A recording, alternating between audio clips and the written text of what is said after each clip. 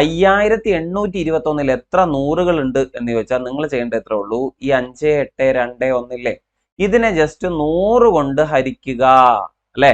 അപ്പൊ 5821 എത്ര നൂറുകളുണ്ട് എന്ന് ചോദിച്ചാൽ ഇവിടെ ഹരിക്കുമ്പോൾ തന്നെ നമുക്ക് ഡയറക്റ്റ് ആയിട്ട് കിട്ടും എത്രയാ?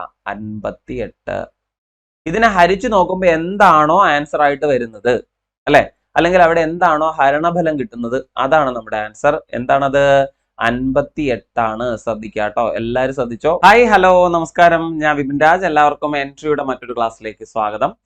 അപ്പൊ നമ്മൾ യൂണിവേഴ്സിറ്റി LGS പരീക്ഷയുടെ മെയിൻസ് എക്സാമിന്റെ അവസാന ഘട്ടത്തിലേക്ക് കടന്നിരിക്കുകയാണ് അല്ലെ. എല്ലാ ടോപ്പിക്കും കൃത്യമായി തന്നെ നിങ്ങൾ പഠിച്ചെടുത്തിട്ടുണ്ടാവും, എല്ലാവരും കൃത്യമായിട്ട് തന്നെ അത് റിവൈസ് ചെയ്തിട്ടുണ്ടാവും എന്നാണ് എൻ്റെ വിശ്വാസം. അപ്പൊ അതുകൊണ്ട് തന്നെ കണക്ക് ചോദ്യങ്ങളിലൂടെ നമുക്കൊന്ന് ഓടിപ്പോവാം. ഇതുവരെ പഠിച്ച കാര്യങ്ങൾ സെറ്റാണോ, നമ്മൾ പഠിച്ചു വെച്ചിരിക്കുന്ന കാര്യങ്ങൾ പ്രോപ്പർ ആയിട്ടാണോ, അത് നമുക്ക് കൃത്യമായിട്ട് ഉപയോഗിക്കാൻ പറ്റുന്നുണ്ടോ എന്നുള്ളതാണ് ഈ ഒരു ക്ലാസ് കൊണ്ട് ഉദ്ദേശിക്കുന്നത്. നമ്മൾ പുതുതായിട്ടൊന്നും പഠിച്ചെടുക്കലല്ല, പഠിച്ച കാര്യങ്ങൾ പരിശോധിച്ച് നോക്കുകയാണ്, അതാണ് ചെയ്യുന്നത്. അപ്പൊ അതിന് നമ്മൾ ഉപയോഗിക്കുന്നത് ഏറ്റവും പുതുതായിട്ട് നടന്ന ഒരു പരീക്ഷയുടെ ക്വസ്റ്റ്യൻ പേപ്പറാണ്. നമുക്കറിയാം, തൊട്ട് മുമ്പായിട്ടാണ് ഖാദി ബോർഡ് LDC പ്രിലിംസ് പരീക്ഷയുടെ 5ാം ഘട്ടം നടന്നത്. ആ ഒരു ക്വസ്റ്റ്യൻ പേപ്പർ കണ്ടു, അതിലെ 20 കണക്ക് ചോദ്യങ്ങൾ, മാത്സ് ആൻഡ് മെന്റലബിലിറ്റി ചോദ്യം കണ്ടപ്പോൾ തന്നെ ആകെ എല്ലാവരും ടെൻഷനായി അല്ലെ. ഇതുപോലെയാണ് നമ്മുടെ പരീക്ഷയ്ക്ക് വരികയാണെങ്കിൽ നമ്മൾ എന്ത് ചെയ്യും? ഒരുപാട് പേര് ചോദിച്ച സംശയമാണ്. ആ ഒരു പരീക്ഷയിലെ ചോദ്യത്തിന്റെ പ്രത്യേകത, 20 ചോദ്യങ്ങളിൽ 17 എണ്ണവും മാത്സ് ആയിരുന്നു, കണക്കായിരുന്നു. 3 ചോദ്യം മാത്രമേ മെന്റലബിലിറ്റി ഉണ്ടായിരുന്നുള്ളൂ. അതുകൊണ്ട് തന്നെ നമുക്ക് എല്ലാവർക്കും അറിയാം, മെന്റലബിലിറ്റിയേക്കാൾ കൂടുതൽ സമയം നമുക്ക് എന്തിൽ ചെലവഴിക്കേണ്ടി വരും? മാത്സിൽ. അപ്പൊ ആ 17 ചോദ്യം ചെയ്തെടുക്കാൻ നമ്മൾ ഒരുപാട് സമയമെടുത്തു അല്ലെ. അതാണ് അവിടെ സംഭവിച്ചത്. അല്ലാതെ നമുക്ക് അറിയാത്ത കാര്യങ്ങളൊന്നും തന്നെ ഇവിടെ വന്നിട്ടില്ല. പൂർണ്ണമായും ടെക്സ്റ്റ് ബുക്ക് പഠിച്ച ഒരാൾക്ക്, 5ാം ക്ലാസ് മുതൽ 7ാം ക്ലാസ് വരെയുള്ള ടെക്സ്റ്റ് ബുക്ക് കൃത്യമായി നോക്കിയ ഒരാൾക്ക് ഉറപ്പായിട്ടും ഉത്തരം കിട്ടുന്ന ചോദ്യങ്ങൾ തന്നെയായിരുന്നു. പക്ഷെ ഇത് പതിവ് ശൈലിയിൽ നിന്നൊന്ന് മാറിയിട്ടുണ്ട്. അപ്പൊ ആ പുതിയ ശൈലി എന്താണെന്നൊന്ന് മനസ്സിലാക്കുക എന്നുള്ളത് കൂടിയാണ് ഈ ഒരു ക്ലാസിന്റെ ഉദ്ദേശം. ഇതിന് ഞാൻ 2 ക്വസ്റ്റ്യൻ പേപ്പറാണ് എടുത്തിരിക്കുന്നത്. ഒന്ന് ഏറ്റവും അവസാനം നടന്ന ഒരു 10th level prelims question paper, ഇതിപ്പോ പറഞ്ഞ ക്വസ്റ്റ്യൻ ആണ്. അതുകൂടാതെ ഏറ്റവും അവസാനം നടന്ന നമ്മുടെ LGS നിലവാരത്തിലുള്ള ഒരു മെയിൻസ് എക്സാമിന്റെ ക്വസ്റ്റ്യൻ അറിയാലോ.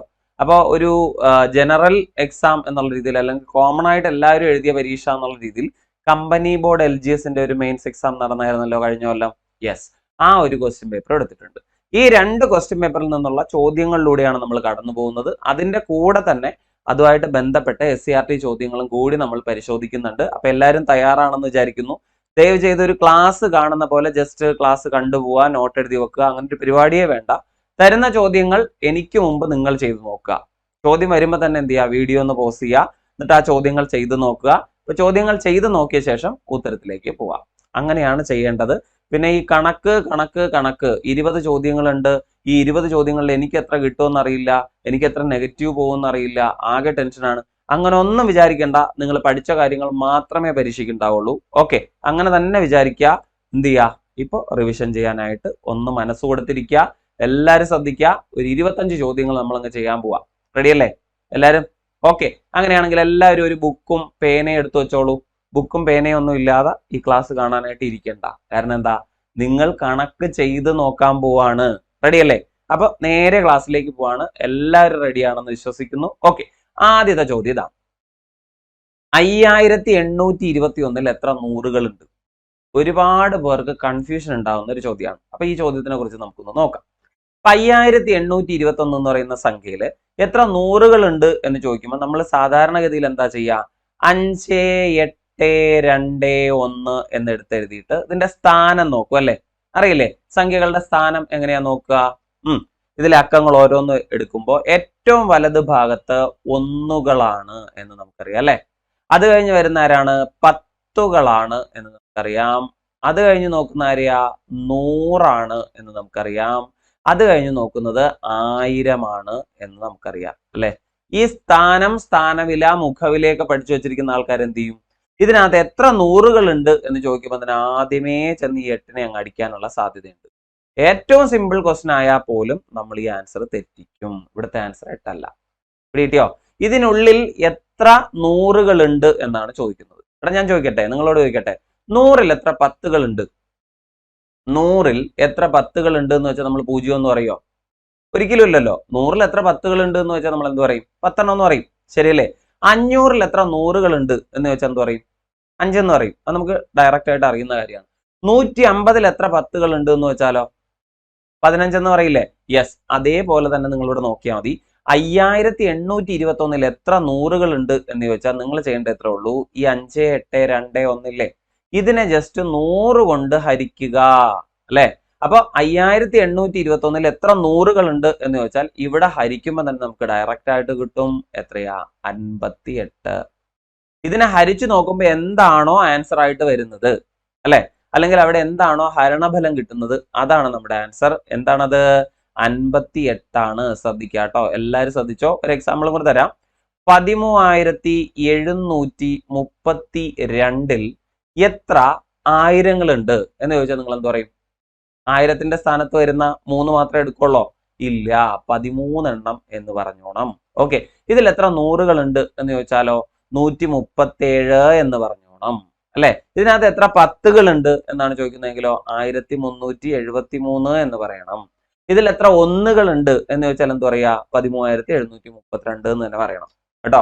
ഇവിടെ 10-ന്റെ സ്ഥാനത്ത് ആരാണ്, 1-ന്റെ സ്ഥാനത്ത് ആരാണ് എന്നുള്ളത് വേറെ ചോദ്യമാണ്. അതൊന്ന് ശ്രദ്ധിക്കാം. ഓക്കെ ആണോ? ക്ലിയർ ആണേ? റെഡി അല്ലേ? അപ്പൊ 5821-ൽ എത്ര 100-കൾ ഉണ്ട് എന്ന ചോദ്യത്തിന്റെ ഉത്തരം 58. തെറ്റിക്കരുത് കേട്ടോ. ഇത് റീസെന്റ് ആയിട്ട് നമുക്ക് കിട്ടിയൊരു ചോദ്യ പേപ്പർ ആയിരുന്നു, ഓർമ്മ കാണും എന്ന് വിചാരിക്കും. അടുത്തൊരു ചോദ്യം. 1573 രൂപ 11 പേർക്ക് വീതിച്ചു കൊടുത്താൽ ഓരോരുത്തർക്കും എത്ര രൂപ വീതം കിട്ടും അല്ലെ. അപ്പൊ നമ്മൾ ആലോചിക്കും, ഈ 1573 ഓരോരുത്തർക്കും എങ്ങനെ വീതിക്കുന്നു എന്ന് പറഞ്ഞിട്ടില്ലല്ലോ, തുല്യമായി പറഞ്ഞിട്ടുണ്ടോ? ഓരോരുത്തർക്ക് 10 വീതം, 20 വീതം, 30 വീതം അങ്ങനെയാണോ കൊടുത്തത്? ഒന്നിന്റെ ആവശ്യമില്ല. ഇങ്ങനെ തന്നിരിക്കുകയാണ് ഒരു എമൗണ്ട്. 11 പേർക്ക് തുല്യമായി വീതിച്ചു കൊടുത്താൽ ഓരോരുത്തർക്ക് എത്ര കിട്ടും എന്ന് ചോദിച്ചാൽ വേറെ ഒന്നും ആലോചിക്കണ്ട, എന്താണ്? തുല്യമായി, തുല്യമായി, തുല്യമായി. അപ്പൊ ഈ ടോട്ടൽ എമൗണ്ട് ആയ 1573 അതുപോലെ അങ്ങ് എടുത്തെഴുതുക കുട്ടികൾ.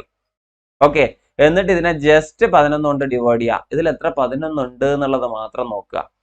പിടികിട്ടിയോ? അപ്പൊ 1573-നെ 11 കൊണ്ട് ഡിവൈഡ് ചെയ്യാൻ 15-ൽ എത്ര 11 ഉണ്ട്? എത്രയാ? ഒരെണ്ണം മാത്രമേ ഉള്ളൂ. പിന്നെ വരുന്ന ഒരു 4 അല്ലേ, 4-നെ 7-നെയും കൂടെ ചേർത്ത് 47 എന്ന് വായിക്കുക. 47-ൽ എത്ര എണ്ണം ഉണ്ട്? 4 എണ്ണം ഇല്ലേ? യെസ്. ഓക്കെ, അപ്പൊ 15-ൽ ഒരെണ്ണം, ബാക്കി 4, 47-ൽ വരുമ്പോ അത് 4. പിന്നെ വരുന്ന ഒരു 3 ആണ്. അപ്പൊ 33 ആയി. 33-ൽ എത്രയാ? 3. അങ്ങനെ മൊത്തം 1573-ൽ എത്ര 11 ഉണ്ട് എന്ന് ചോദിച്ചാൽ 143 എണ്ണം എന്ന് ധൈര്യമായി പറഞ്ഞോളൂ. എത്ര എണ്ണം? 143 അല്ലേ? ഓക്കെ, അതുകൊണ്ട് തന്നെ നമുക്ക് പറയാം 1573 രൂപ 11 പേർക്ക് തുല്യമായി വീതിച്ചാൽ ഓരോരുത്തർക്ക് എത്ര രൂപ വീതം കിട്ടും? 143 രൂപ വീതം കിട്ടും. തെറ്റല്ലേ? എല്ലാവർക്കും ചെയ്യാൻ പറ്റുന്നതല്ലേ? അത്രേ ഉള്ളൂ, വേറെ കാര്യമൊന്നുമില്ല. സിമ്പിൾ ക്വസ്റ്റ്യൻ ആണ്. LGS പരീക്ഷയാണ് നമ്മൾ എഴുതുന്നത്. അതുകൊണ്ട് തന്നെ നമ്മൾ ഒരു ഹൈ ലെവൽ പരീക്ഷ അല്ലെങ്കിൽ ഹൈ ലെവൽ ക്വസ്റ്റ്യൻസ് മാത്രം പ്രതീക്ഷിച്ച് പോകണ്ട. ഇത്തരത്തിലുള്ള സിമ്പിൾ ചോദ്യങ്ങളെ കൂടി കരുതിയിരിക്കുക. കാരണം എന്താണെന്ന് വെച്ചാൽ വലിയ വലിയ മോഡൽസ് നമ്മൾ പഠിച്ചിട്ടു, ഏറ്റവും സിമ്പിൾ ചോദ്യം തെറ്റിച്ചിട്ട് വളരെ മാന്യമായി വീട്ടിലേക്ക് മടങ്ങും കേട്ടോ. അങ്ങനെ ഉണ്ടാവരുത്, എല്ലാവരും ശ്രദ്ധിക്കുക. അടുത്തൊരു ചോദ്യം. ചുവടെ തന്നിരിക്കുന്നതിൽ ഒറ്റ സംഖ്യ അല്ലാത്തത് ഏത്? അല്ലെ, നമ്മളിപ്പോ മെന്റൽ എബിലിറ്റി പാർട്ടിൽ ഒറ്റയാൻ ആര് എന്നൊക്കെ ചോദിക്കുന്ന പോലത്തെ ഒരു ശൈലിയില അല്ലെ. ഒറ്റ സംഖ്യ ആര് എന്ന് ചോദിച്ചാൽ ഇവിടെ എന്താ മീനിങ്? ഒറ്റയാൻ ആര് എന്നല്ല, അത് ഓഡ് നമ്പർ ആര് എന്നാണ് അല്ലെ. ഓഡ് ഓർ ഈവൻ എന്ന് നമ്മൾ പറയാറില്ലേ, ഒറ്റ ഇരട്ട. അതുപോലെ ഒറ്റ സംഖ്യ ആര്. ഇവിടെ ഓപ്ഷൻസിലേക്ക് വരിക. ഇവിടെ ഓപ്ഷൻ ഇല്ലാതെ നമുക്ക് ഒരു കാര്യവും പറ്റില്ല, അറിയാലോ. നമുക്ക് സ്വന്തമായിട്ട് ആൻസർ ഇവിടെ എഴുതാൻ പറ്റുമോ? ഇല്ല. കാരണം എന്താ? ഓപ്ഷനിൽ നിന്ന് തിരഞ്ഞെടുക്കാനാണ് നമ്മളോട് പറഞ്ഞിരിക്കുന്നത്. അപ്പോൾ ആദ്യം തന്നിരിക്കുന്ന ഓപ്ഷൻ 15/5. അടുത്ത ഓപ്ഷൻ 15/5 പ്ലസ് 5. അടുത്ത ഓപ്ഷൻ 15/5 പ്ലസ് 5. ഈ 5 എവിടെയാ?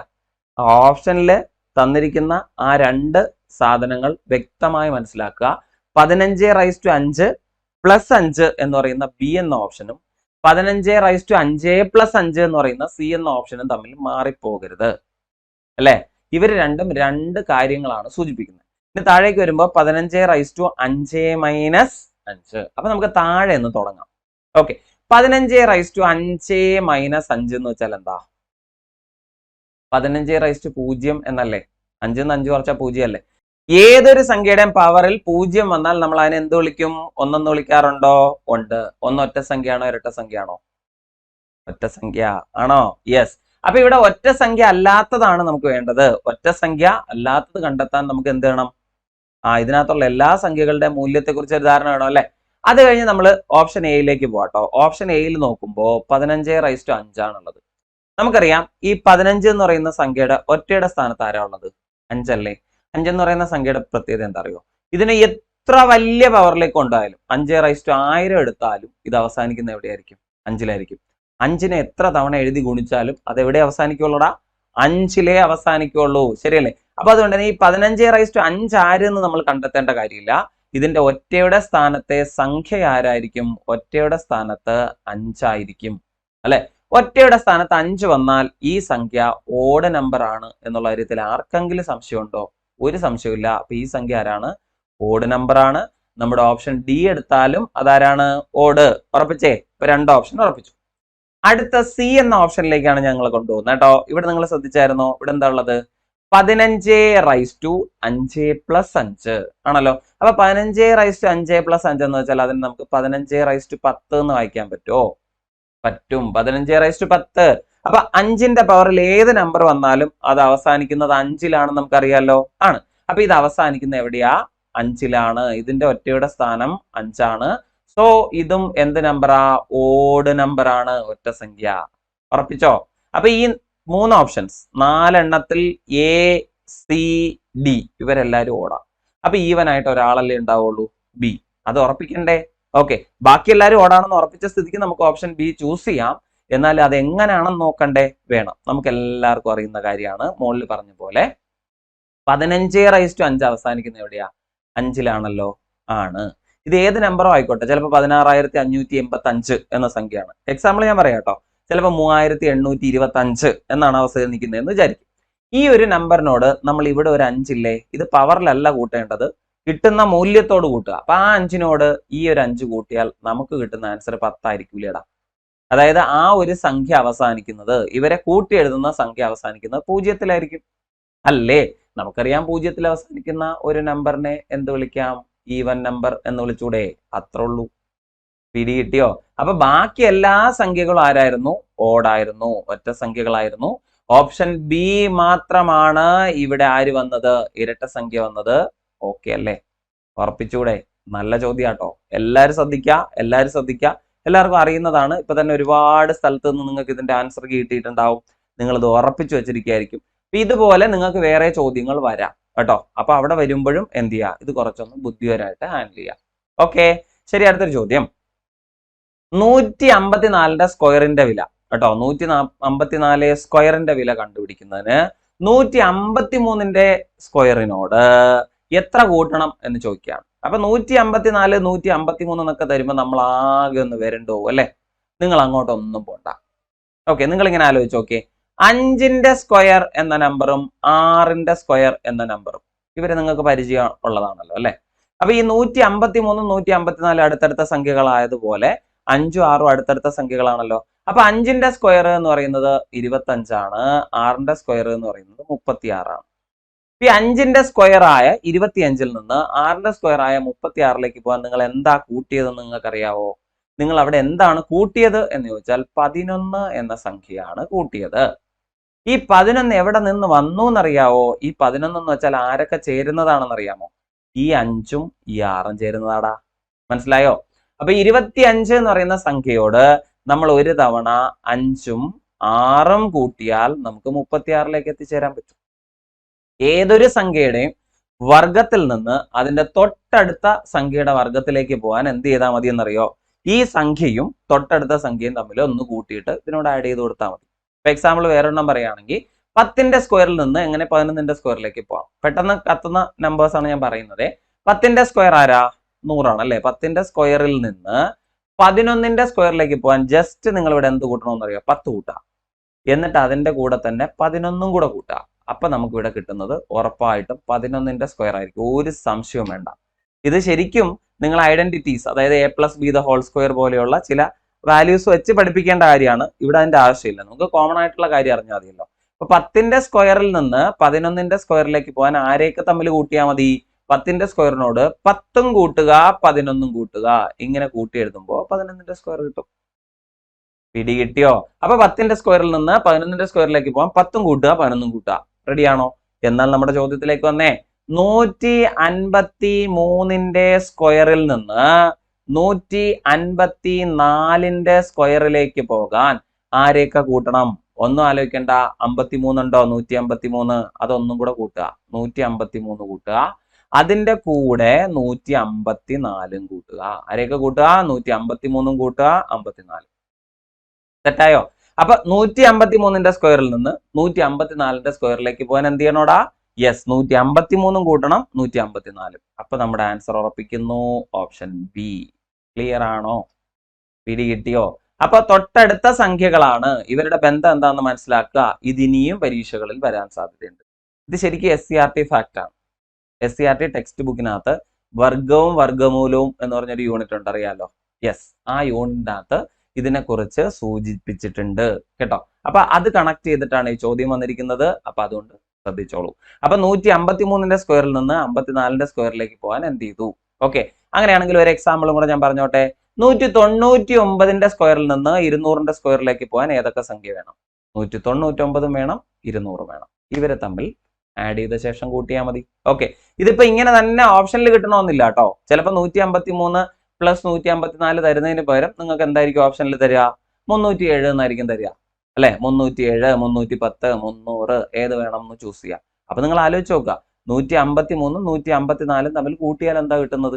307 അല്ലേ? അങ്ങനെ ഓർത്താലും മതി. തെറ്റായേ? ഓക്കെ ആണേ? യെസ്, അടുത്ത ചോദ്യത്തിലേക്ക് പോവാണ്. 15നും 95നും ഇടയിൽ 8ന്റെ എത്ര ഗുണിതങ്ങളുണ്ട്?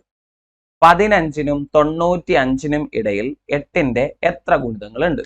ഈ ചോദ്യം നമുക്ക് ഒരുപാട് മെത്തേഡ് ഉപയോഗിച്ചിട്ട് ചെയ്യാം. അത് ഏതാണ് ഏറ്റവും എളുപ്പം എന്ന് തീരുമാനിച്ചിട്ട് ചെയ്യാം. ഓക്കെ, ഇപ്പൊ 15നും 95നും ഇടയിൽ 8ന്റെ ഗുണിതങ്ങൾ കണ്ടെത്താൻ ആദ്യത്തെ മെത്തേഡ് എന്താന്ന് വെച്ചാൽ നമ്മൾ അരിത്തമെറ്റിക് പ്രോഗ്രഷൻ വെച്ചിട്ട് ചെയ്യുന്ന ഒരു മെത്തേഡാണ്. അതായത് സമാന്തര ശ്രേണികൾ. 15ന് ശേഷം വരുന്ന 8ന്റെ ഗുണിതം 16 അല്ലേ? ആണ്. 95ന് മുമ്പുള്ള 8ന്റെ ഗുണിതം 88 അല്ലേ? കണ്ടോ? അപ്പൊ ആദ്യത്തെ സംഖ്യ 16, അവസാനത്തെ സംഖ്യ 88. ഇത് രണ്ടും അറിയാമെങ്കിൽ അവരെത്ര പേരുണ്ട് എന്നറിയാൻ ഈ 88ൽ നിന്ന് 16നെ കുറയ്ക്കുക. 88ൽ നിന്ന് ആരെ കുറയ്ക്കുക? 16നെ കുറയ്ക്കുക. 88 നിന്ന് 16 പോയാൽ എത്ര കിട്ടും? 72 ആണല്ലോ. ഇവിടെ 8ന്റെ ഗുണിതം അല്ലേ ചോദിച്ചിരിക്കുന്നത്. അപ്പൊ 72നെ 8 കൊണ്ട് ഡിവൈഡ് ചെയ്യുക. ഓക്കെ, ശേഷം 1 കൂട്ടിയാൽ മതി. 72നെ 8 കൊണ്ട് ഡിവൈഡ് ചെയ്താൽ 72നെ 8 കൊണ്ട് ഡിവൈഡ് ചെയ്താൽ എന്താ കിട്ടുക?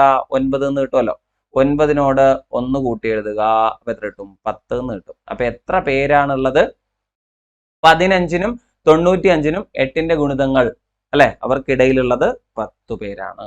ഇങ്ങനെ നമുക്ക് വേണമെങ്കിൽ ചെയ്യാം. മറ്റൊരു എളുപ്പമാർഗം എന്താന്ന് വെച്ചാൽ 15നെ 8 കൊണ്ട് ഹരിക്കുക. 15നെ 8 കൊണ്ട് ഹരിച്ചാൽ എന്താ? ഒരു 8 ശരിയല്ലേ? 15ല് എത്ര 8 ഉള്ളത്? ഒരൊറ്റ 8 ഉള്ളൂ. ബാക്കി എത്രയാ? 7. ഇതിവിടെ കിടക്കട്ടെ. അത് കഴിഞ്ഞ് അവസാനത്തെ ലിമിറ്റ് ഇല്ലേ, ഇപ്പൊ 15 ലോവർ ലിമിറ്റ് ആണ്, 95 അപ്പർ ലിമിറ്റാ. അപ്പൊ നമ്മൾ എന്ത് ചെയ്യുക? 95 എന്ന് പറയുന്ന സംഖ്യ ഇതുപോലെ തന്നെ 8 കൊണ്ട് അങ്ങ് ഹരിക്കുക, അല്ലെ? അപ്പൊ 9ൽ എത്ര 8 ഉള്ളത്? ഒരെണ്ണം. ബാക്കി എത്ര? 1, 15 അല്ലെ? 15ൽ എത്ര 8 ഉണ്ട്? 15ൽ ഒരൊറ്റ 8 ഉള്ളൂ. അപ്പൊ ആ 8 കുറച്ചാൽ ബാക്കി എത്ര കിട്ടും? 7. കണ്ടോ? ക്ലിയർ ആയോ? ഓക്കെ, അപ്പൊ ഇവിടെ നമുക്ക് എന്താ കിട്ടിയ? ഹരണബലം നോക്കിയേ. ഇവിടെ ഒരു 1 കിട്ടി, ഇവിടെ ഒരു 11 അല്ലെ? 95നെ 8 കൊണ്ട് ഹരിച്ചു, 15നെയും 8 കൊണ്ട് ഹരിച്ചു. അപ്പൊ ഹരണബലം എന്താ കിട്ടിയേ? 11, 1. അപ്പൊ ചെയ്യേണ്ട എത്ര ഉള്ളൂ? 11ൽ നിന്ന് 1 കുറയ്ക്കുക. 11ൽ നിന്ന് 1 പോയാൽ നമുക്ക് കിട്ടുന്നത് 10. സെറ്റ് അല്ലേ? ഇങ്ങനെ നമുക്ക് ആൻസറിലേക്ക് എത്തിച്ചേരാം. ഇതും അടുത്ത മെത്തേഡ്. ഓക്കെ, പക്ഷേ ഈ മെത്തേഡ് എല്ലാ സ്ഥലത്തും ആപ്ലിക്കബിൾ അല്ല, അല്ലെ? ഇവിടെ നമുക്ക് റിമൈൻഡർ വരുന്നത് കൊണ്ടാണ്, ഹരിക്കുമ്പോൾ റിമൈൻഡർ 2 സ്ഥലത്തും വരുന്നതുകൊണ്ടാണ് നമ്മൾ കൂളായിട്ട് അപ്ലൈ ചെയ്തത്. ഇതിൽ ചില ഭാഗത്ത് എന്താ റിമൈൻഡർ വന്നില്ലെങ്കിൽ, അത് 0 വന്നാൽ പ്രശ്നമാവും കേട്ടോ. ഇപ്പൊ ലോവർ ലിമിറ്റ് നമ്മൾ ഡിവൈഡ് ചെയ്യുമ്പോൾ 0 ആണ് വരുന്നത് എങ്കിൽ അത് പ്രശ്നമാവും. അപ്പൊ നമ്മളൊന്ന് എണ്ണം കൂട്ടി എഴുതേണ്ടി വരിക, കുറച്ച് എഴുതേണ്ടി വരിക, അങ്ങനെ പല സാഹചര്യങ്ങൾ ഉണ്ടാവാറുണ്ട്. പക്ഷെ ഇവിടെ സേഫ് ആയിട്ട് ചെയ്യാൻ പറ്റുന്ന മെത്തേഡ് ആദ്യത്തേതാ കേട്ടോ. ആദ്യത്തെ നമ്പറും കണ്ടെത്തുക, അവസാനത്തെ നമ്പറും കണ്ടെത്തുക. ഇവർ തമ്മിലുള്ള വ്യത്യാസം എടുക്കുക, അവിടുത്തെ വ്യത്യാസം കോമൺ ഡിഫറൻസ് ആയി 8 കൊണ്ട് ഡിവൈഡ് ചെയ്യുക, 1 കൂട്ടുക. കേട്ടോ. അതാണ് ആദ്യത്തെ മെത്തേഡാണ് ഏറ്റവും സേഫ്. രണ്ടാമത്തെ എളുപ്പമാണ്, പക്ഷേ കൺഫ്യൂഷൻ വരാം. അടുത്ത ചോദ്യം, ഷാജി ഒരു നോവലിന്റെ 9/2 ഭാഗം ശനിയാഴ്ച വായിച്ചു തീർത്തു. ബാക്കിയുള്ളതിന്റെ 1/3 ഭാഗം ഞായറാഴ്ച വായിച്ചു തീർത്തു. ബാക്കിയുള്ള 160 പേജ് തിങ്കളാഴ്ച വായിച്ചു. എന്നാൽ നോവലിൽ എത്ര പേജ് ഉണ്ട് എന്നാണ്. ഇത് ഒരുപാട് പേർക്ക് കൺഫ്യൂഷൻ ഉണ്ടായി തെറ്റി കൊളമായ ചോദ്യമാണ്. കാരണം ഒരുപാട് പേര് ചെയ്യുന്നത് എന്താണെന്ന് വെച്ചാൽ ഈ ചോദ്യം ഓപ്ഷൻ ഇട്ടിട്ട് ചെയ്യും, അല്ലെ? ഓപ്ഷൻ ഇട്ടിട്ട് ചെയ്യുമ്പോഴത്തേക്ക് ഒരുപാട് പ്രശ്നങ്ങളുണ്ട്. ചെയ്തെടുക്കാൻ ഒരുപാട് സമയം എടുക്കും. പിന്നെ കൃത്യമായി ഇത് ബാലൻസ് ചെയ്ത് ചെയ്യാത്ത ഒരാളിന് ഇത് തെറ്റിപ്പോവുകയും ചെയ്യും. അപ്പൊ അതുകൊണ്ട് ഇത് ഒരു കാരണവശാലും ഓപ്ഷൻ ഇട്ട് ചെയ്യണ്ട, ഒരു കോമൺ ലോജിക്ക് വെച്ച് ചെയ്താൽ മതി. ഓക്കെ, അപ്പൊ ആ ലോജിക്ക് എന്താണെന്ന് പറയാം. ഷാജി ഒരു നോവലിന്റെ 9/2 ഭാഗം ശനിയാഴ്ച വായിച്ചു എന്ന് പറയാം. ഒരു നോവലിന്റെ ആകെ നമ്പർ ഓഫ് പേജസ് 9 പീസായിട്ട് മുറിച്ചു. ഓക്കെ, എത്ര പേജ് ഉണ്ടെന്ന് നമുക്കറിയില്ല. 90 പേജ് ഉണ്ടെന്ന് വിചാരിക്കും സപ്പോസ്. അങ്ങനെയാണെങ്കിൽ എത്രയായിട്ട് 90 പേജിനെ 9 മുറിച്ചാൽ ഓരോ സെഗ്മെന്റ് അല്ലെങ്കിൽ ഓരോ യൂണിറ്റ് 10 പേജ് വീതം വരുമല്ലോ. അതിൽ 2 യൂണിറ്റ് വായിച്ചു തീർത്തു എന്നുള്ളതാണ്. ഓക്കെ, അപ്പൊ 9/2 ഭാഗം ശനിയാഴ്ച വായിച്ചു തീർത്തു എങ്കിൽ അതിന്റെ ബാലൻസ് എത്ര ഉണ്ടാവും എന്ന് പറയാമോ? 9/2 ഭാഗം വായിച്ചു തീർത്തുവെങ്കിൽ 9/7 ഭാഗം ഇനി ബാലൻസ് ഇല്ലേ? ഉണ്ട്. ഇതിങ്ങനെ എഴുതാൻ പറ്റണം. ഇപ്പൊ സാറ്റർഡേ നമ്മൾ വായിച്ചു തീർത്തത് അങ്ങ് മാറ്റുക, ബാക്കിയുള്ളത് എഴുതുക. ഓക്കെ, ഇനി ബാക്കിയുള്ളതിന്റെയാണ് നമുക്ക് ആവശ്യം. ബാക്കിയുള്ളതിന്റെ 1/3 ഭാഗം ഞായറാഴ്ച വായിച്ചു. അപ്പൊ ബാക്കിയുള്ളതിന്റെ 1/3 ഭാഗം എന്ന് വെച്ചാൽ ഈ 9/7 എന്ന് പറയുന്ന മൂല്യത്തിന്റെ എത്ര ഭാഗം? 3/1 ഭാഗം. 3/1 ഭാഗം 3/1 കൊണ്ട് ഗുണിച്ചാൽ പോരെ. അപ്പൊ 3/1 ഭാഗം എന്ന് വെച്ചാൽ എന്താണ്? 7/27. കണ്ടോ, അംശത്തെ ഗുണിച്ച് അംശമായിട്ടും ഛേദത്തെ ഗുണിച്ച് ഛേദമായിട്ടും, അല്ലെ? അപ്പൊ ശനിയാഴ്ച ഞാൻ വായിച്ചു തീർത്തത് ഇതായിരുന്നു, അല്ലെ? ഞായറാഴ്ച ഞാൻ വായിച്ചു തീർത്തത് എത്രയായിരുന്നു? 27-ൽ 7 ഭാഗമാണ്, ആണല്ലോ. ഇനി എത്ര ബാക്കിയുണ്ട്? ഇനി ബാലൻസ് അവിടെ എത്ര ഉള്ളത്? 27-ൽ 7 ഭാഗം ഞാൻ ഓൾറെഡി വായിച്ചു തീർന്നിട്ടുണ്ട്, ആണല്ലോ. ആണോ? ഓക്കെ, അപ്പൊ ഞായറാഴ്ച ഞാൻ എന്ത് വായിച്ചു തീർത്തു? 27-ൽ 7 ഭാഗം വായിച്ചു തീർത്തു. ശനിയാഴ്ച 9/2 ഭാഗം വായിച്ചു തീർത്തു. ഇനി എത്രയാണ് ഉള്ളത് എന്ന് വെച്ചാൽ 27 പീസിൽ ആകപ്പാട് 20 പീസല്ലേ ബാക്കിയുള്ളൂ. 27-ൽ 7 ഭാഗം നമ്മൾ ഓൾറെഡി ഞായറാഴ്ച വായിച്ചു തീർത്തു. അങ്ങനെയാണെങ്കിൽ ഇനിയുള്ളത് ഈ 27-ൽ 20 ഭാഗം അല്ലേ? ആണ്. ഈ 27-ൽ 20 ഭാഗം എന്ന് പറയുന്ന ബാക്കിയുള്ള ഫുൾ പേജ് ഞാൻ എന്ന് വായിച്ചു തീർത്തു? തിങ്കളാഴ്ച വായിച്ചു തീർത്തു, അല്ലെ? അപ്പൊ 27-ൽ 20 എന്ന് പറയുന്ന ഫുൾ പേജ് അല്ലെങ്കിൽ ആ ബാക്കി ഉണ്ടായിരുന്ന പേജ് എത്രയാ? 160 പേജാ, അല്ലേ? അപ്പൊ ബാക്കിയുള്ളത് എന്താണ്? ആ പുസ്തകത്തിന്റെ പേജസിനെ മൊത്തം 27 പീസായിട്ട് മുറിച്ചാൽ അതിൽ 20 പീസ് ബാലൻസ് ഉണ്ടായിരുന്നു. അപ്പൊ ആ 20 പീസ് എന്ന് പറയുന്നത് 160 ആണ്. എന്നാൽ ഇതിന്റെ ടോട്ടൽ നമ്പർ കണ്ടുപിടിക്കാൻ എന്താ ചെയ്യേണ്ടതെന്ന് വെച്ചാൽ 160 എന്ന് പറയുന്ന ആ നമ്പർ എടുത്തെഴുതുക. എന്നിട്ട് ഈ ഒരു ഭിന്നസംഖ്യയില്ലേടാ 20/27, ഇതിനെ നേരെ അങ്ങ് തിരിച്ചിടുക, റെസിപ്രോക്കൽ എടുക്കുക. 27-ൽ 20 എന്നുള്ളത് 20-ൽ 27 ആക്കുക. അപ്പൊ ഇവിടെ ഗുണിക്കുക. എങ്ങനെ? 27/20 ഇങ്ങനെ എഴുതാമല്ലോ. 160-നെയും 20-നെയും കൂടെ അങ്ങ് ക്യാൻസൽ ചെയ്യാം. 160 20 കൂടെ ക്യാൻസൽ ചെയ്താൽ 8 എന്ന് കിട്ടുമല്ലോ. ഓക്കെ, 8 × 20 160, 7 8 56, അങ്ങനെ മൊത്തം 216 എന്നെഴുതാം, അല്ലെ? അപ്പൊ ആ നോവലിൽ ആകെ എത്ര പേജ് ഉണ്ടായിരുന്നു എന്ന് വെച്ചാൽ പറയാ 216 പേജ്. പ്രത്യേകം ശ്രദ്ധിക്കാൻ നല്ലൊരു ചോദ്യമാണ് കേട്ടോ. പെട്ടെന്ന് ചെയ്തെടുക്കാൻ പറ്റുന്ന ചോദ്യമാണ്. പക്ഷെ നമ്മൾ ഇത് ആകപ്പാടെ ആലോചിച്ച് ഇതങ്ങ് കൊളാക്കും, അതുകൊണ്ടാണ് കേട്ടോ. അപ്പൊ എന്താ ചെയ്തേ? 9/2 ഭാഗം ശനിയാഴ്ച വായിച്ചു തീർത്തു. ബാക്കിയുള്ളതിന്റെ, അപ്പൊ 9/2 അങ്ങ് വിട്ടിട്ട് ബാക്കി എടുക്കുക. അപ്പൊ എത്രയാ? 9/7. അതിന്റെ 1/3 ഭാഗം, അതിന്റെ 1/3 ഭാഗം എന്ന് വെച്ചാൽ എത്രയാ? 27-ൽ 7 ഭാഗം എന്ന് ചെയ്തു തീർത്തു ഞായറാഴ്ച. ഇതിന്റെ ബാക്കി എത്ര ഉള്ളത്? 27-ൽ 20. 27-ൽ 7 ഭാഗം പോയാൽ ബാക്കി 20 ഭാഗമല്ലേ ഉള്ളൂ.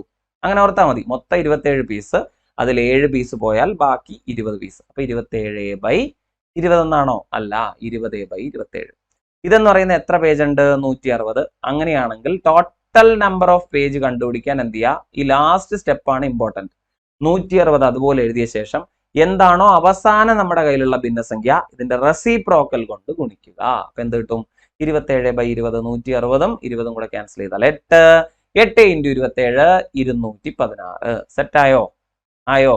2 തവണ എഴുതി നോക്കിക്കോ, 2 തവണ ഇതിന്റെ കൂടെ തന്നെ എഴുതി നോക്കിക്കോ. അടുത്തൊരു ചോദ്യം ഡെസിമലുമായിട്ട് ബന്ധപ്പെട്ടതാണ്. 6.017, 0.617, 6.0017. നമ്മൾ അവസാനം നടന്ന ഒരു LGS മെയിൻസ് പരീക്ഷയിലെ ക്വസ്റ്റൻ ആണ്. അപ്പൊ ഇതെങ്ങനെയാണ്? ദശാംശ സംഖ്യകൾ നിങ്ങൾക്ക് കൂട്ടി എഴുതാൻ അറിയോ എന്ന് മാത്രമാണ് നോക്കുന്നത്. നോക്ക്, 6.017 കൃത്യമായിട്ട് ദശാംശം ബാലൻസ് ചെയ്യുന്ന എഴുതുക.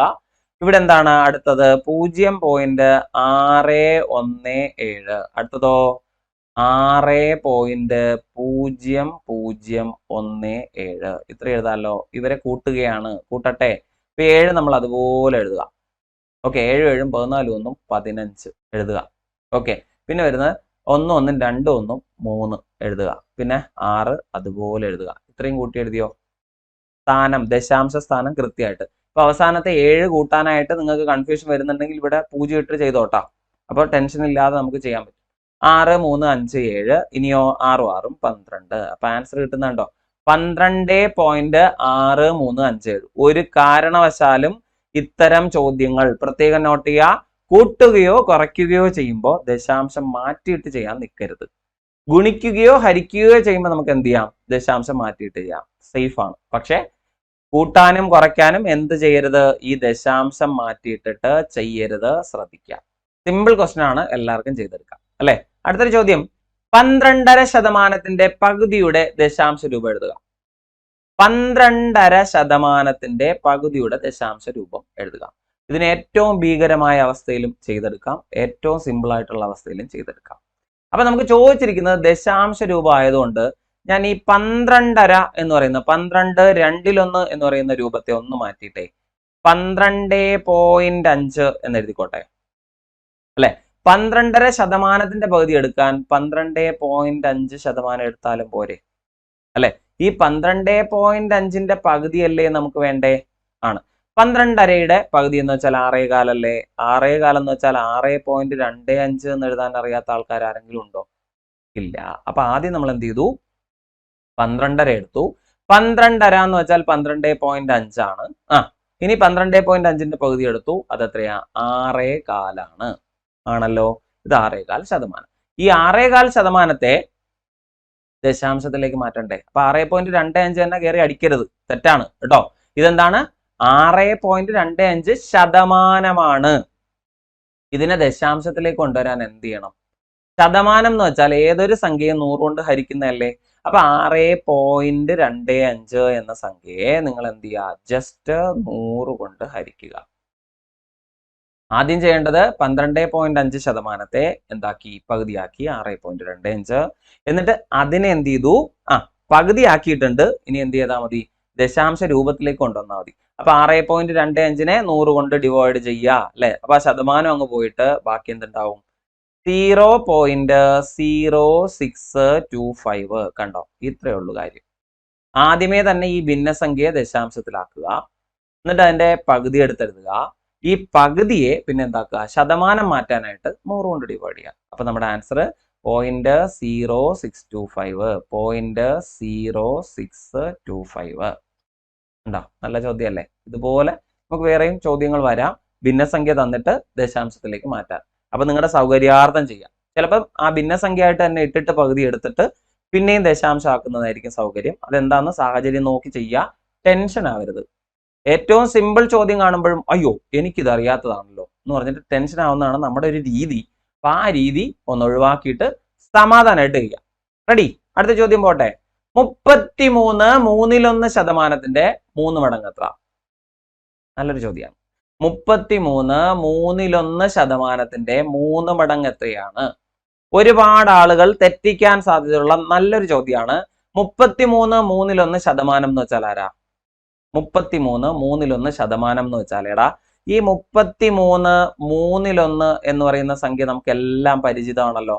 ഇതൊരു മിശ്ര ഭിന്നാണ് അല്ലെ. ഈ മിശ്ര ഭിന്നത്തെ നമുക്ക് എന്ത് ചെയ്യാം? കൺവേർട്ട് ചെയ്യാം. എന്താക്കാം? വിഷമ ഭിന്നാക്കാം. അപ്പൊ എങ്ങനെയാ? 33 × 3 + 1. അപ്പൊ എത്ര കിട്ടും? 100 എന്ന് കിട്ടും. ഇതിനെ 100/3 എന്ന് എഴുതാൻ പാടില്ലേ? അല്ലേ? അപ്പൊ 33 1/3 എന്ന് എഴുതുന്നതിന് പകരം നമ്മൾ എന്ത് ചെയ്താലും മതി, 100/3 എന്ന് എഴുതിയാലും പോരെ? മതി. ഓക്കെ, അപ്പൊ 33 1/3 എന്നതിന് പകരം ഞാൻ എന്ത് എഴുതിയടാ?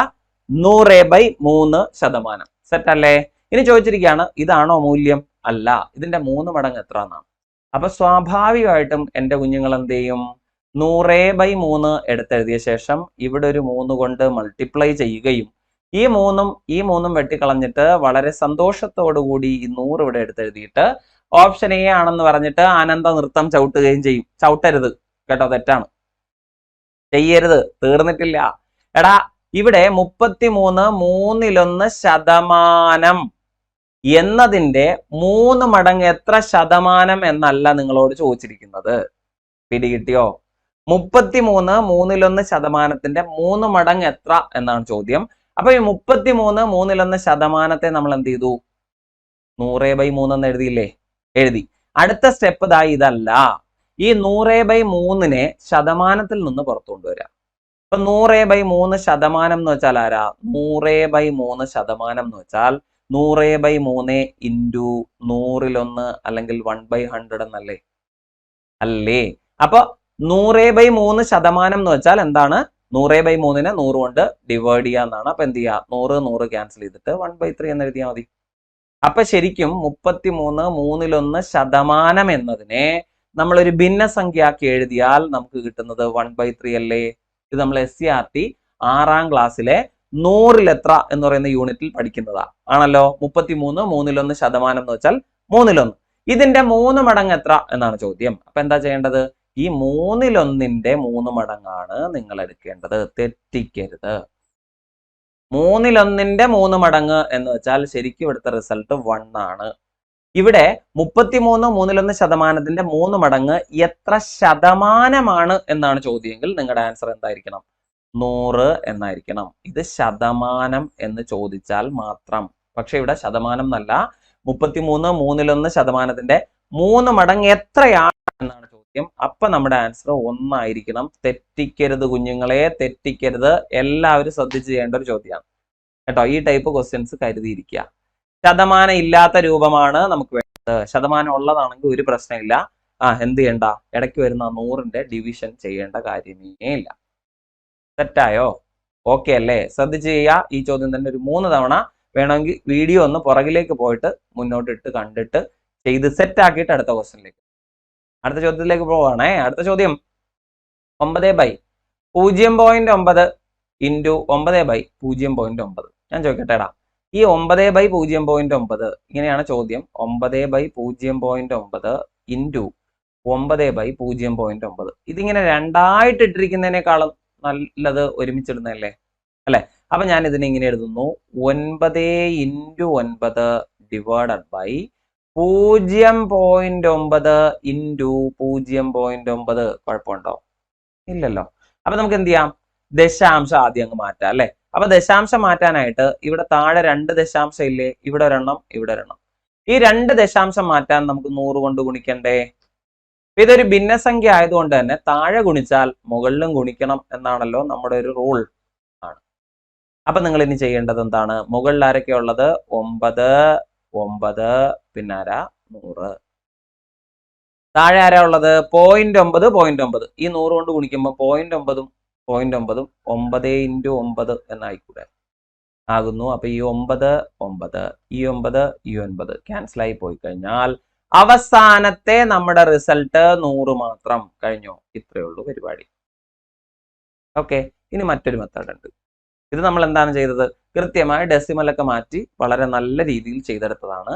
ഇതിന് ഇവിടെ നിന്ന് തന്നെ നമുക്ക് മറ്റൊരു മെത്തേഡ് ഉപയോഗിക്കാം. എന്താന്ന് വെച്ചാൽ താഴെ മുകളിലുള്ള, ഇതിന്റെ മറ്റൊരു മെത്തേഡ് പറയുകയാണെ, താഴെ മുകളിലുള്ള സംഖ്യകളെ നമ്മൾ എന്ത് ചെയ്യുക? ദശാംശം ഇല്ലാതെ എഴുതുക. ഓക്കെ, മുകളിൽ 9 ഇൻറ്റു 9, താഴെയോ 9 ഇൻറ്റു 9. ദശാംശം ഇല്ലാതെ എഴുതിയിരിക്കുകയാണെ. ഇവരെ ക്യാൻസൽ ചെയ്താൽ 1 എന്ന് കിട്ടുമല്ലോ. കിട്ടി. ഇനി ദശാംശം എണ്ണി നോക്കുക. എവിടെയാണ് ദശാംശം കൂടുതലെന്ന് നോക്കുക. ദശാംശം നോക്കുമ്പോൾ താഴെ ഉള്ളൂ. എത്ര എണ്ണം? 2 എണ്ണം. അപ്പൊ താഴെയാണ് ദശാംശം കൂടുതൽ. എത്ര എണ്ണം കൂടുതലുണ്ട്?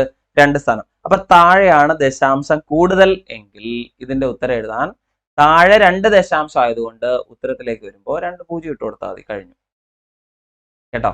മുകളിലാണ് ദശാംശം കൂടുതലെങ്കിൽ ദശാംശം ഇട്ട് കൊടുക്കുക കേട്ടോ. ഇത് ഇങ്ങനെ വേണമെങ്കിലും ചെയ്യാം. പക്ഷെ ഈ മെത്തേഡ് കുറെ നാളായിട്ട് ചെയ്ത് ശീലിച്ചവർക്കേ ഉപകാരപ്പെടുള്ളൂ. അല്ലാത്തവർ ഇതുപോലെ ദശാംശം മാറ്റി തന്നെ ചെയ്യുക, തെറ്റിക്കരുത് കേട്ടോ. മറ്റൊരു ചോദ്യം, 18, 36, 72 എന്നീ സംഖ്യകളുടെ ലസാഗു എത്ര? 18, 36, 72 ഈ സംഖ്യകളുടെ ലസാഗു ചോദിച്ചാൽ ഒരു കാരണവശാലും ഘടകക്രിയ ചെയ്യാൻ നിൽക്കരുത്. ലസാഗു എന്ന് വെച്ചാൽ എന്താ?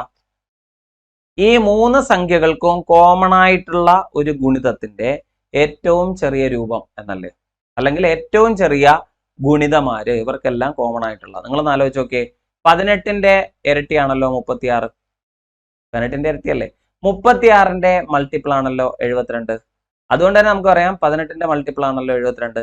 അപ്പൊ 18നും 36നും കോമൺ ആയിട്ടുള്ള ഒരു ഗുണിതമാണ് 72. അതുകൊണ്ട് തന്നെ ഇവിടുത്തെ LCM കണ്ടുപിടിക്കാൻ നിങ്ങൾ ഘടകക്രിയ ചെയ്ത് വെറുതെ സമയം കളയരുത്, എടുത്തെഴുതുക 72 കേട്ടോ. അപ്പൊ ഇവിടുത്തെ ലസാഗു എന്താണ് എന്ന് വെച്ചാൽ പറയുക, അത് 72 എന്ന് പറയുക.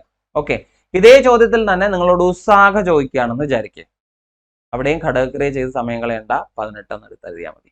18ന്റെ ഗുണിതമാണ് 36, 36ന്റെ ഗുണിതമാണ് 72. സോ LCM അഥവാ ലസാഗു എന്ന് പറയുന്നത് 72ഉം അല്ലെ. അതിനകത്ത് ഏറ്റവും ചെറിയ ഗുണിതമാണ് 72 എങ്കിൽ ഏറ്റവും വലിയ ഘടകം ആര് എന്ന് ചോദിച്ചാൽ, HCF ആര് എന്ന് ചോദിച്ചാൽ 18. അപ്പൊ ഇവിടുത്തെ HCF ചോദിച്ചാൽ ഇനി ഘടകക്രിയ ചെയ്യണോ? വേണ്ട, 18 എന്ന് എഴുതിയാൽ മാത്രം മതി. എന്റെ കൂടെ കണക്ട് ചെയ്ത് പഠിച്ചോട്ടാ. അടുത്തൊരു ചോദ്യത്തിലേക്ക്, 7ന്റെ ആദ്യത്തെ 5 ഗുണിതങ്ങളുടെ ശരാശരി എത്ര? 7ന്റെ ആദ്യത്തെ 5 ഗുണിതങ്ങളുടെ ശരാശരി എത്ര? നോർമലി നമ്മൾ എന്ത് ചെയ്യും? 7ന്റെ എല്ലാ ഗുണിതങ്ങളും അങ്ങോട്ട് നിരത്തി എഴുതും, എന്നിട്ട് കൂട്ടി എഴുതും. എന്നിട്ട് ഏതുകൊണ്ട് ഡിവൈഡ് ചെയ്യും? 5 കൊണ്ട് ഡിവൈഡ് ചെയ്യും. അങ്ങനെയല്ലേ ചെയ്യുക? അപ്പൊ 7ന്റെ ആദ്യത്തെ 5 ഗുണിതങ്ങൾ എന്ന് വെച്ചാൽ ആരൊക്കെയാ? 7 വരും, 14 വരും, 21, പിന്നെ 28, അടുത്ത 35. ശരിയാണോ? 5 പേരായി ആണല്ലോ. ഇവരെ കൂട്ടി എഴുതിയിട്ട് നമ്മൾ 5 കൊണ്ട് ഹരിക്കുന്നുണ്ടാവും അല്ലെ. അങ്ങനെ ചെയ്യേണ്ട ആവശ്യമുണ്ടോ? നമുക്കെല്ലാം ഇപ്പൊ അറിയാം. അങ്ങനെയൊന്നും അല്ല, സാർ ഓരോന്ന് വെറുതെ പറഞ്ഞ് മനുഷ്യനെ ബുദ്ധിമുട്ടിക്കുന്നത് അല്ലെ. മിഡിൽ ടൈം എഴുതിയാൽ അല്ലെ. അപ്പൊ 7ന്റെ ആദ്യത്തെ 5 ഗുണിതങ്ങൾ എഴുതിയിട്ട് അതിന്റെ ശരാശരി എഴുതാൻ പറഞ്ഞാൽ അതിന്റെ മിഡിൽ ടേം മാത്രം എഴുതിയാൽ മതി, 21. ഇങ്ങനെ നിങ്ങൾക്ക് എഴുതാം. അഥവാ ഇനി 7ന്റെ ഗുണിതം എഴുതാൻ നിങ്ങൾക്ക് മടിയാണെന്നിരിക്കട്ടെ കുഞ്ഞുങ്ങളെ, നിങ്ങൾ എന്ത് ചെയ്യുക? എത്ര ഗുണിതങ്ങളാണ് നമ്മൾ ഉദ്ദേശിക്കുന്നത്? 5 ഗുണിതങ്ങളല്ലേ. അപ്പൊ 1, 2, 3, 4, 5 ഇങ്ങനെ എഴുതാൻ ബുദ്ധിമുട്ടുണ്ടോ? 1, 2, 3, 4, 5 എഴുതാമല്ലോ. ഇതിന്റെ മിഡിൽ നമ്പർ ആരാ? 3. ഇതങ്ങ് എടുക്കുക.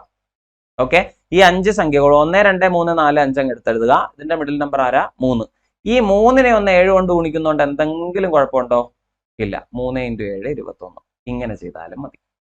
ഒന്നുകിൽ ഗുണിതങ്ങൾ നേരത്തെ എഴുതുക, എന്നിട്ട് മിഡിൽ ടേം എടുക്കുക. അല്ലെങ്കിലോ നമുക്ക് എത്ര എണ്ണം ഉണ്ടോ ആ നമ്പർ അതുപോലെ എഴുതിയിട്ട് അതിന്റെ ശരാശരി, ആ ഒരു ഗ്രൂപ്പിന്റെ ശരാശരിയായ മിഡിൽ നമ്പർ എടുക്കുക. ജസ്റ്റ് 7 കൊണ്ട് മൾട്ടിപ്ലൈ ചെയ്ത് എഴുതുക, 21. കഴിഞ്ഞില്ലേ? ഇതിനേക്കാൾ വലിയ വലിയ ചോദ്യങ്ങൾ നമുക്കറിയാം അല്ലെ. അപ്പോഴാണ് ഈ ചെറിയ ചോദ്യം. തെറ്റിക്കല്ലേ. അടുത്തൊരു ചോദ്യം, തുടർച്ചയായ 5 ഇരട്ട സംഖ്യകളുടെ ശരാശരി 60 എങ്കിൽ അതിലെ ഏറ്റവും വലിയ സംഖ്യ ഏത്? തുടർച്ചയായ 5 ഇരട്ട സംഖ്യകളുടെ ശരാശരി 60 എങ്കിൽ അതിലെ ഏറ്റവും ചെറിയ സംഖ്യ ഏതെന്നാണ്. അപ്പൊ നിങ്ങൾ ആലോചിക്കുക, ശരാശരി 60 ആണെങ്കിൽ അതിനെ നമുക്ക് മിഡിൽ നമ്പർ ആയിട്ട് എടുക്കാൻ പാടില്ലേ കുഞ്ഞുങ്ങളെ? 5 സംഖ്യകളുടെ തുടർച്ചയായ 5 ഇരട്ട സംഖ്യകളുടെ ശരാശരി അഥവാ മിഡിൽ നമ്പർ 60 ആണ്. അങ്ങനെയാണെങ്കിൽ 5 എണ്ണത്തിൽ മുകളിലേക്ക് 2ഉം താഴേക്ക് 2ഉം ഉണ്ടാവൂലേ അല്ലെ. അപ്പൊ മുകളിൽ 60ന്റെ മുകളിൽ 62, അതുപോലെ 64. 60ന്റെ താഴേക്ക് 58, അതുപോലെ 56. സെറ്റ് അല്ലേ? ഇതിലെ ചെറിയ സംഖ്യ ഏത് എന്ന ചോദ്യത്തിന് ഉത്തരം 56 എന്ന് പറഞ്ഞാൽ മാത്രം മതി, വേറൊന്നുമില്ല. പിടികിട്ടിയോ? അതിനകത്ത് എഴുതി നോക്കേണ്ട കാര്യമുണ്ടോ? ഉണ്ടോ? തുക എടുക്കണോ? അതിൽ നിന്ന് ഡിവൈഡ് ചെയ്യണോ? ഒന്നുമില്ല. മിഡിൽ നമ്പർ നമുക്കറിയാം അല്ലെ. അങ്ങനെയാണെങ്കിൽ ലെഫ്റ്റിലേക്ക് 2 സ്ഥാനം അല്ലെങ്കിൽ 2 നമ്പർ മാറിയാൽ ഏത് കിട്ടും? ചെറിയ നമ്പർ. റൈറ്റിലേക്ക് 2 നമ്പർ മാറിയാൽ വലിയ നമ്പർ. കഴിഞ്ഞില്ലേ? ഈസി അല്ലേ? അത്രേ ഉള്ളൂ. അടുത്തൊരു ചോദ്യത്തിലേക്ക് പോട്ടെ. യെസ്, 10 ആളുകളുടെ ശരാശരി വയസ്സ് 36. ഒരേ പ്രായമുള്ള 2 പേര് കൂടി ഇവരോട് ചേർന്നപ്പോ ശരാശരി വയസ്സ് 38 എന്നാൽ പുതുതായി വന്നവരുടെ വയസ്സ് എത്ര? ഇതിന് നമുക്ക് ഷോർട്ട് കട്ട് മെത്തേഡ് ഉപയോഗിക്കാം, തുക എടുത്തിട്ടും ചെയ്യാം. ഇവിടെ ഒരുപാട് പേര് റിസ്ക് എടുക്കാതെ ചെയ്തിട്ടുണ്ട്. എന്താ? തുക എടുത്താലും കുഴപ്പമില്ല, നമുക്ക് 1 മാർക്ക് കിട്ടുന്നതല്ലേ, കുഴപ്പമില്ല. അപ്പൊ 10 ആളുകളുടെ ശരാശരി 36 ആണെങ്കിൽ എടാ ഈ 10 ആളുകളുടെ തുക എന്തായിരിക്കും? 36 × 10 ആയിരിക്കും എന്നുള്ള കാര്യത്തിൽ സംശയമുണ്ടോ? അല്ലെ, 36 × 10 എന്ന് വെച്ചാൽ 360 അല്ലേ. അത് കഴിഞ്ഞിട്ട് 2 പേർ കൂടി ഇവരേക്ക് വന്നല്ലോ. അപ്പൊ എന്ത് സംഭവിച്ചു? 38 ആയി എന്നല്ലേ. അപ്പൊ മൊത്തം 12 പേരുണ്ട്, 2 പേരും കൂടെ വന്നപ്പോ 12 പേര്. അപ്പൊ അവരുടെ ശരാശരി എത്രയായി? 38 × 12 എന്നെടുക്കാം അല്ലെ. ശരാശരി 38 ആയതുകൊണ്ട് അവരുടെ തുക 38 × 12. 38 × 10 380, 38 × 2 76. കൂട്ടുമ്പോ നമുക്ക് 380 + 76 456 എന്ന് കിട്ടും. ശരിയല്ലേ? അപ്പൊ ആദ്യത്തെ 360, ഇവിടെ 456. എന്താണ് ഇവിടെ വന്നിരിക്കുന്ന വ്യത്യാസം? ഇവിടെ ഒരു 40, 56, മൊത്തം വ്യത്യാസം വന്നിരിക്കുന്നത് 96 ആണ്. അതായത് ഈ 10 പേരിൽ നിന്ന് 12 പേരിലേക്ക് എത്തിയപ്പോ എത്ര കൂടി? 96 കൂടി. അപ്പൊ ഇത് 2 പേരല്ലേ, 2 പേരുടെ തുകയാണ് 96. അപ്പൊ അതിൽ ഓരോരുത്തരുടെയും പ്രായം കണ്ടുപിടിക്കണ്ടേ? 2 പേരും എങ്ങനെയാണ്? ഒരേ പ്രായമുള്ളവരല്ലേ. അപ്പൊ 96നെ നേരെ അങ്ങ് പകുതിയാക്കുക. 96ന്റെ നേരെ പകുതി എന്ന് വെച്ചാൽ എത്രയാ? 48. ഓക്കെ, അപ്പൊ ഈ പുതുതായി വന്ന ആൾക്കാരുടെ പ്രായം എത്ര എന്ന് ചോദിച്ചാൽ 48 എന്ന് പറയാം. തെറ്റാണോ? ഇങ്ങനെ നമുക്ക് ചെയ്യാം. ഇനി നമ്മൾ കുറച്ച് ഷോർട്ട് കട്ട് മെത്തേഡ് ഈ ശരാശരി ചെയ്യാനൊക്കെ പഠിച്ചിട്ടുണ്ട്. അപ്പൊ ആ ഒരു മെത്തേഡ് വെച്ചിട്ട് വേണമെങ്കിൽ ഇത് ചെയ്യാം. അതെങ്ങനെയാന്ന് വെച്ചാൽ ഇതാ നോക്ക്, നമ്മൾ സാധാരണ എഴുതുന്ന പോലെ 10 പേരുടെ ശരാശരി എന്ത് തന്നിട്ടുണ്ട്? 10 പേരുടെ ശരാശരി 36 എന്ന് തന്നിട്ടുണ്ട് അല്ലെ. അതുപോലെ 12 പേരുടെ ശരാശരി എത്ര എന്ന് തന്നിട്ടുണ്ട്? 38 എന്ന് തന്നിട്ടുണ്ട് ആണല്ലോ. ഇവിടുത്തെ വ്യത്യാസം എടുക്കുക. ഇവിടുത്തെ വ്യത്യാസം എത്രയാ? 2. ഇവിടുത്തെ വ്യത്യാസം എത്രയാ? 2. 2 പേർ കൂടിയപ്പോ 2ന്റെ വ്യത്യാസം വന്നു ആണല്ലോ. അങ്ങനെയാണെങ്കിൽ ഇവർ ഓരോരുത്തരുടെയും പ്രായം എത്ര എന്ന് തിരിച്ചറിയാൻ നമ്മൾ എന്താ ചെയ്യേണ്ടതെന്ന് അറിയോ? ഓക്കെ, വളരെ സിമ്പിൾ ആണ്. ഇവിടെ 2 കൂടിയിട്ടുണ്ടല്ലോ, ഇവിടെയും 2 കൂടിയിട്ടുണ്ടല്ലോ, ഉണ്ടോ? 2 സൈഡിലും ഒരുപോലെ വർധനവ് വന്നിട്ടുണ്ടല്ലോ. അപ്പൊ വളരെ സിമ്പിൾ ആയിട്ട് നമുക്ക് എന്ത് പറയാം? ഇവിടെ ഒരു 10 ഇല്ലേ, ഇവിടെ ഒരു 38 ഇല്ലേ, ഇവരെ തമ്മിലൊന്ന് ആഡ് ചെയ്തേ, 48. കണ്ടോ? ഇവിടെ ഒരു 12 ഇല്ലേ, ഇവിടെ ഒരു 36 ഇല്ലേ, ഇവരെ തമ്മിൽ ഒന്ന് കൂട്ടിയേ, 48. ഇതിൽ ഏതെടുത്താലും മതി. ആൻസറിൽ എത്തുന്നുണ്ടോ? അത്രേ ഉള്ളൂ കേട്ടോ. ഇങ്ങനെ വേണമെങ്കിലും ചെയ്യാം, പക്ഷെ ഇത് നമ്മൾ അധികം റിസ്ക് എടുക്കാറില്ല. കാരണം എന്താ? പരീക്ഷാ ഹോളിൽ നമുക്ക് ഇത് എങ്ങനെ പെർഫോം ചെയ്യാൻ പറ്റുമെന്ന് പലർക്കും ധാരണയില്ല. അതുകൊണ്ട് പലരും എന്ത് ചെയ്യാറില്ല, അങ്ങോട്ടേക്ക് പോകാറില്ല. അത് നിങ്ങളെ മടുപ്പിക്കാനായിട്ട് ഞാൻ പറഞ്ഞതല്ല, അങ്ങനെ ഓക്കെയാണ്, നിങ്ങൾക്ക് ചെയ്യാൻ കോൺഫിഡൻസ് ഉണ്ട് എങ്കിൽ ഇതായിരിക്കും ഏറ്റവും എളുപ്പം. ഈ തുക എടുക്കുന്ന സമയം കൊണ്ട് നമ്മൾ എന്ത് ചെയ്യും? ആൻസർ ചെയ്തിട്ട് അടുത്ത ക്വസ്റ്റ്യനിലേക്ക് കിടക്കും കേട്ടോ. അപ്പൊ അതൊന്ന് ശ്രദ്ധിച്ചോ, നല്ലൊരു മെത്തേഡാണേ.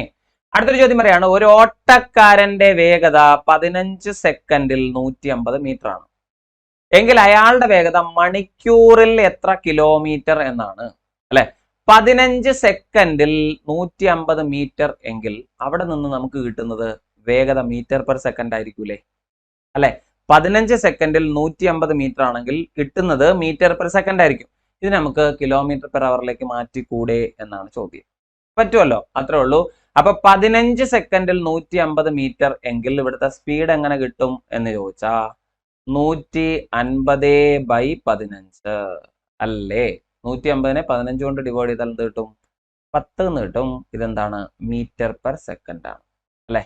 10 മീറ്റർ, 1 സെക്കൻഡിൽ 10 മീറ്റർ, ഇതാണ് വേഗത. എന്നാൽ ഇത് മണിക്കൂറിലേക്ക് കൺവേർട്ട് ചെയ്യണം എന്ന് വെച്ചാൽ കിലോമീറ്റർ പെർ അവറിലേക്ക് മാറ്റണം. അതിനെന്താ ചെയ്യേണ്ടത്? ഈ 10 അതുപോലെ എഴുതുക. കിലോമീറ്റർ പെർ അവറിലേക്ക് മാറ്റാൻ നമ്മൾ എന്തോ ഒരു ഐഡന്റിറ്റി ഉപയോഗിക്കാറുണ്ടല്ലോ. യെസ്, 18/5. കണ്ടോ? കഴിഞ്ഞു. അപ്പൊ ഈ 10നെയും ഈ 5നെയും കൂടെ ക്യാൻസൽ ചെയ്യുക. 2 × 18 36. കണ്ടോ? കഴിഞ്ഞില്ലേ? അപ്പൊ 36 കിലോമീറ്റർ പെർ അവർ ആണ് അയാളുടെ വേഗത. എന്ന് വെച്ചാൽ മീനിങ് എന്തുവാ? 36 കിലോമീറ്റർ സഞ്ചരിക്കാൻ പറ്റും.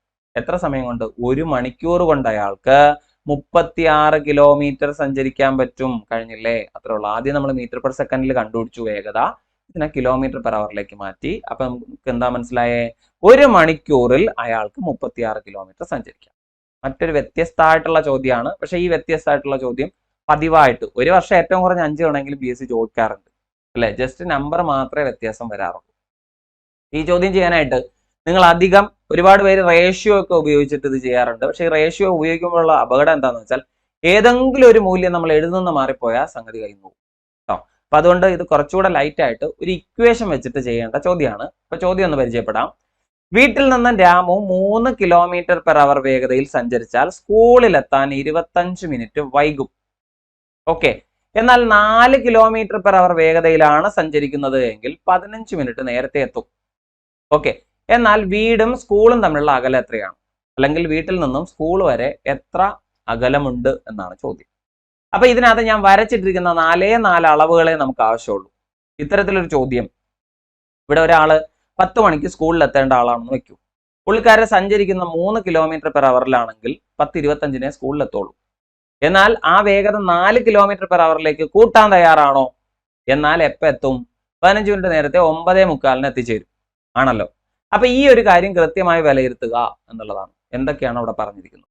എന്നിട്ട് ഇവിടുത്തെ അകലം അഥവാ ദൂരം കണ്ടുപിടിക്കാൻ നമ്മൾ എന്ത് കണ്ടുപിടിക്കുക? ഡിസ്റ്റൻസ് ഈക്വൽ ടു ഇങ്ങനെ എഴുതുക, സ്പീഡ് 1 ഇൻറ്റു സ്പീഡ് 2, വേഗതകളെ തമ്മിൽ ഗുണിക്കുക, divided by speed 1 minus speed 2, വേഗതകൾ തമ്മിലുള്ള വ്യത്യാസം എടുക്കാം.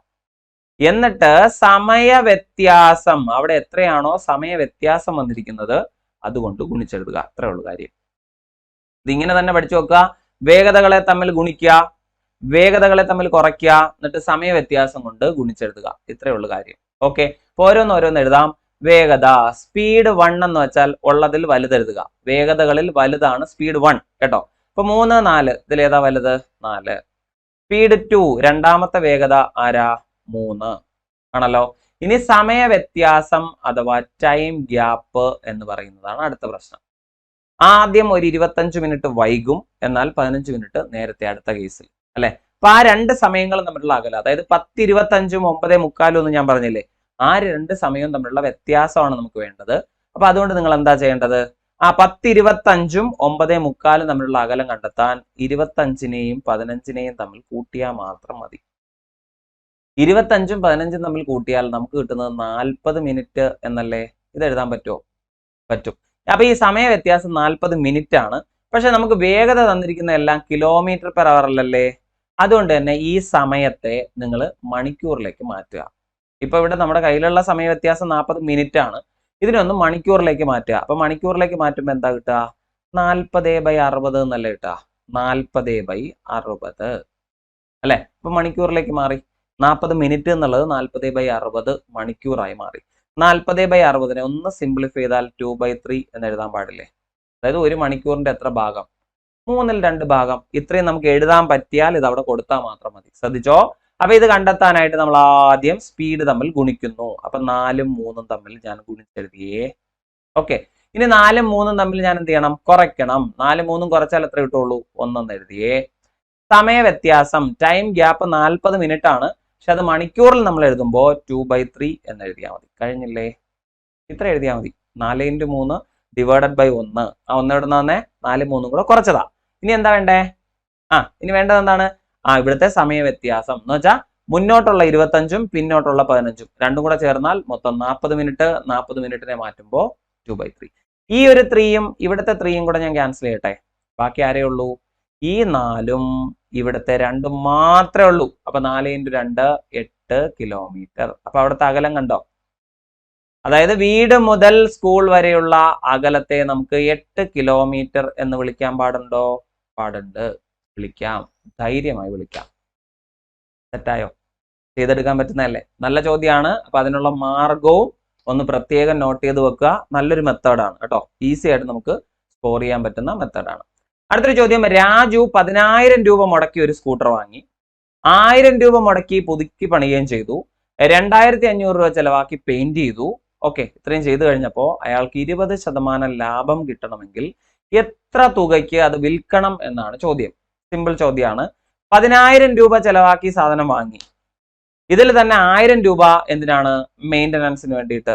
അതുപോലെ 2500 രൂപ പെയിന്റിങ്. അങ്ങനെ മൊത്തം 3500 രൂപ എക്സ്ട്രാ ചെലവാക്കിയിട്ടുണ്ട്. അപ്പൊ ശരിക്കും ഈ ഒരു സ്കൂട്ടറിന്മേൽ അദ്ദേഹം എത്ര രൂപ ചെലവാക്കി എന്ന് ചോദിച്ചാൽ 13,500 രൂപ ചെലവാക്കിയിട്ടുണ്ട് അല്ലെ? അപ്പൊ ഇതിന്റെ ഒരു കോസ്റ്റ് പ്രൈസ് അല്ലെങ്കിൽ യഥാർത്ഥ മൂല്യം എന്ന് പറഞ്ഞാൽ 13,500 ആണ്. ഇതിനകത്ത് ഒരു പ്രോഫിറ്റ് പ്രതീക്ഷിക്കുന്നുണ്ട്. എത്ര ശതമാനം? പ്രോഫിറ്റ് 20% പ്രതീക്ഷിക്കുന്നുണ്ട്. അപ്പൊ നിങ്ങൾക്കറിയാം ഈ 13,500 എന്ന് പറയുന്ന വാല്യൂന്റെ 20% എടുക്കാൻ ഈസി അല്ലേ? 13,500ന്റെ 10% 1350. അതെല്ലാവർക്കും അറിയുന്നതല്ലേ? ആണ്. അങ്ങനെയാണെങ്കിൽ അതിന്റെ 20% 1350ന്റെ ഇരട്ടി 2700. അപ്പൊ പ്രോഫിറ്റ് എത്ര രൂപയാണ് നമ്മൾ പ്രതീക്ഷിക്കുന്നത്? 2700. അങ്ങനെയാണെങ്കിൽ ഇത് എത്ര രൂപയ്ക്ക് വിൽക്കണം എന്ന് ചോദിച്ചാ 13,500നോട് 2700 ജസ്റ്റ് കൂട്ടി എഴുതിയാ മതി. അപ്പൊ 0 0 7 5 12 അല്ലെ? അപ്പൊ 3 2 5 1 6 കണ്ടോ? അപ്പൊ ആൻസർ എത്രയാ? 16,200 വിറ്റാൽ ഉറപ്പായിട്ടും ഈ ഒരു സാധനത്തിൽ 20% ലാഭം കിട്ടും. അല്ലാന്നുണ്ടെങ്കിൽ എങ്ങനെയാ? കുറച്ചുകൂടെ അഡ്വാൻസ്ഡ് ആയിട്ടാണെങ്കിൽ 13,500 × 100 120 എഴുതിയാൽ മതി. പക്ഷെ അത് ഗുണിച്ചെടുക്കാനൊക്കെ സമയം എടുക്കൂലേ? പകരം ഇതാകുമ്പോൾ എന്ത് ചെയ്താൽ മതി? 13,500ന്റെ 20% നേരിട്ട് എഴുതുക. ഇതിനെ 13,500നോട് ആഡ് ചെയ്യുക. അപ്പൊ എന്ത് കിട്ടും? 16,200 എന്ന തരത്തിൽ കിട്ടും. തെറ്റായോ? ഓക്കെ അല്ലേ? അടുത്തൊരു ചോദ്യം. 2,500 രൂപ വിലയുള്ള ഒരു വാച്ച് 10% ഡിസ്കൗണ്ട് അനുവദിച്ച് വിറ്റപ്പോൾ 20% ലാഭം കിട്ടി. എന്നാൽ വാങ്ങിയ വില എത്ര എന്നാണ്.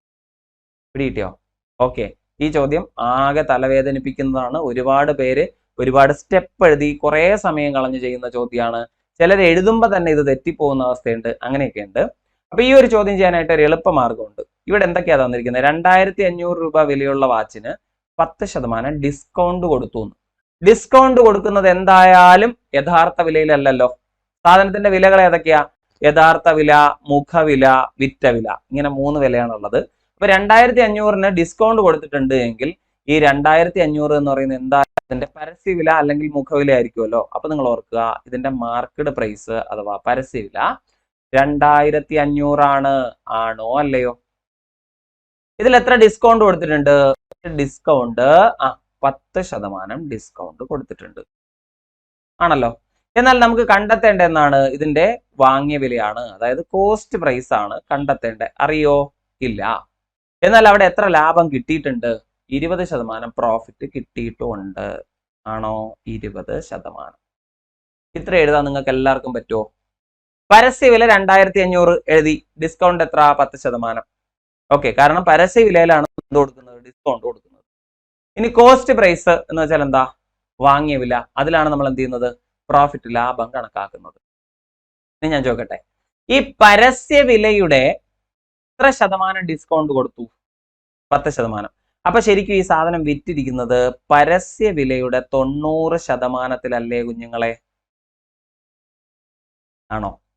പരസ്യവിലയിൽ 10% ഡിസ്കൗണ്ട് കൊടുത്തു കഴിഞ്ഞാൽ പരസ്യവിലയിൽ നിന്ന് 10% കുറച്ചിട്ടല്ലേ കൊടുക്കാൻ പറ്റും. പരസ്യവിലയുടെ 90%-നാണ് ഈ സാധനം വിറ്റിരിക്കുന്നത്. സെറ്റാണോ?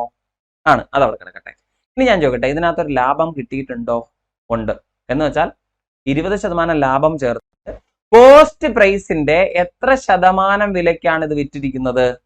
വാങ്ങിയ വിലയുടെ 20% കൂട്ടിയാണ് വിറ്റിരിക്കുന്നത്. അതാണ് പ്രോഫിറ്റ്. ആണല്ലോ. അപ്പൊ കോസ്റ്റ് പ്രൈസിന്റെ 120%-നാണോ ഈ സാധനം വിറ്റത്? ഓക്കെ ആണോ? അപ്പൊ പരസ്യവിലയുടെ 90%-വും വാങ്ങിയ വിലയുടെ 120%-വും തുല്യമാണല്ലോ. ഇത് രണ്ടും വിറ്റ വിലയല്ലേ? പരസ്യവിലയുടെ 90% എടുത്താലും വാങ്ങിയ വിലയുടെ 120% എടുത്താലും സാധനം ഈക്വൽ ആണല്ലോ. ഇതാണ് വിറ്റ വില. വിറ്റ വില തന്നിട്ടില്ല, നമുക്ക് ആവശ്യമില്ല. ഇതിൽ നിങ്ങൾക്ക് എന്തൊക്കെ അറിയാം? പരസ്യവില അറിയാം 2,500 അല്ലെ? കോസ്റ്റ് പ്രൈസ് അറിയത്തില്ല. അപ്പൊ കോസ്റ്റ് പ്രൈസ് കണ്ടെത്താൻ നിങ്ങൾ എന്ത് ചെയ്യണമെന്നറിയോ? ഇവിടുന്ന് കോസ്റ്റ് പ്രൈസ് കണ്ടെത്താൻ നിങ്ങൾ ചെയ്യേണ്ടത് ഇത്രയേ ഉള്ളൂ. പരസ്യവിലയില്ലേ 2,500, ഇത് അതുപോലെ എഴുതുക. അതിന്റെ കൂടെ ഗുണിച്ചിരിക്കുന്ന 90 അതുപോലെ അങ്ങ് ഗുണിക്കുക. ശതമാനം വേണ്ട, വേണമെന്നില്ല. ഉണ്ടെങ്കിൽ അവസാനം വെട്ടിക്കളയേണ്ടി വരും. ഓക്കെ. എന്നിട്ട് ഇവിടെ കോസ്റ്റ് പ്രൈസിന്റെ കൂടെ ഒരു 120 ഗുണിച്ചിരുന്നില്ലേ? ആ 120നെ ഇവിടെ കൊണ്ടുവന്നിട്ട് അങ്ങ് ഡിവൈഡ് ചെയ്യുക. കഴിഞ്ഞു, പരിപാടി കഴിഞ്ഞു. ഇത്രയും മാത്രം ചെയ്താൽ മതി. ഓക്കെ.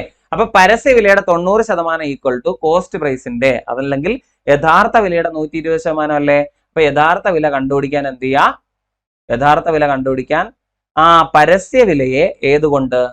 അതിന്റെ ഡിസ്കൗണ്ട് കഴിഞ്ഞിട്ടുള്ള ശതമാനമായ 90 കൊണ്ട് മൾട്ടിപ്ലൈ ചെയ്ത ശേഷം എന്ത് ചെയ്താൽ മതി? 120 കൊണ്ട് ഡിവൈഡ് ചെയ്ത്.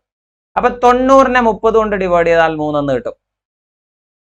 120നെ 30 കൊണ്ട് ഡിവൈഡ് ചെയ്താൽ 4 എന്ന് കിട്ടും. ആണോ? അപ്പൊ 2500 ഞാൻ 3 കൊണ്ട് ഗുണിച്ചോട്ടെ. 2500 × 3 7500 ആണല്ലോ. ആണ്.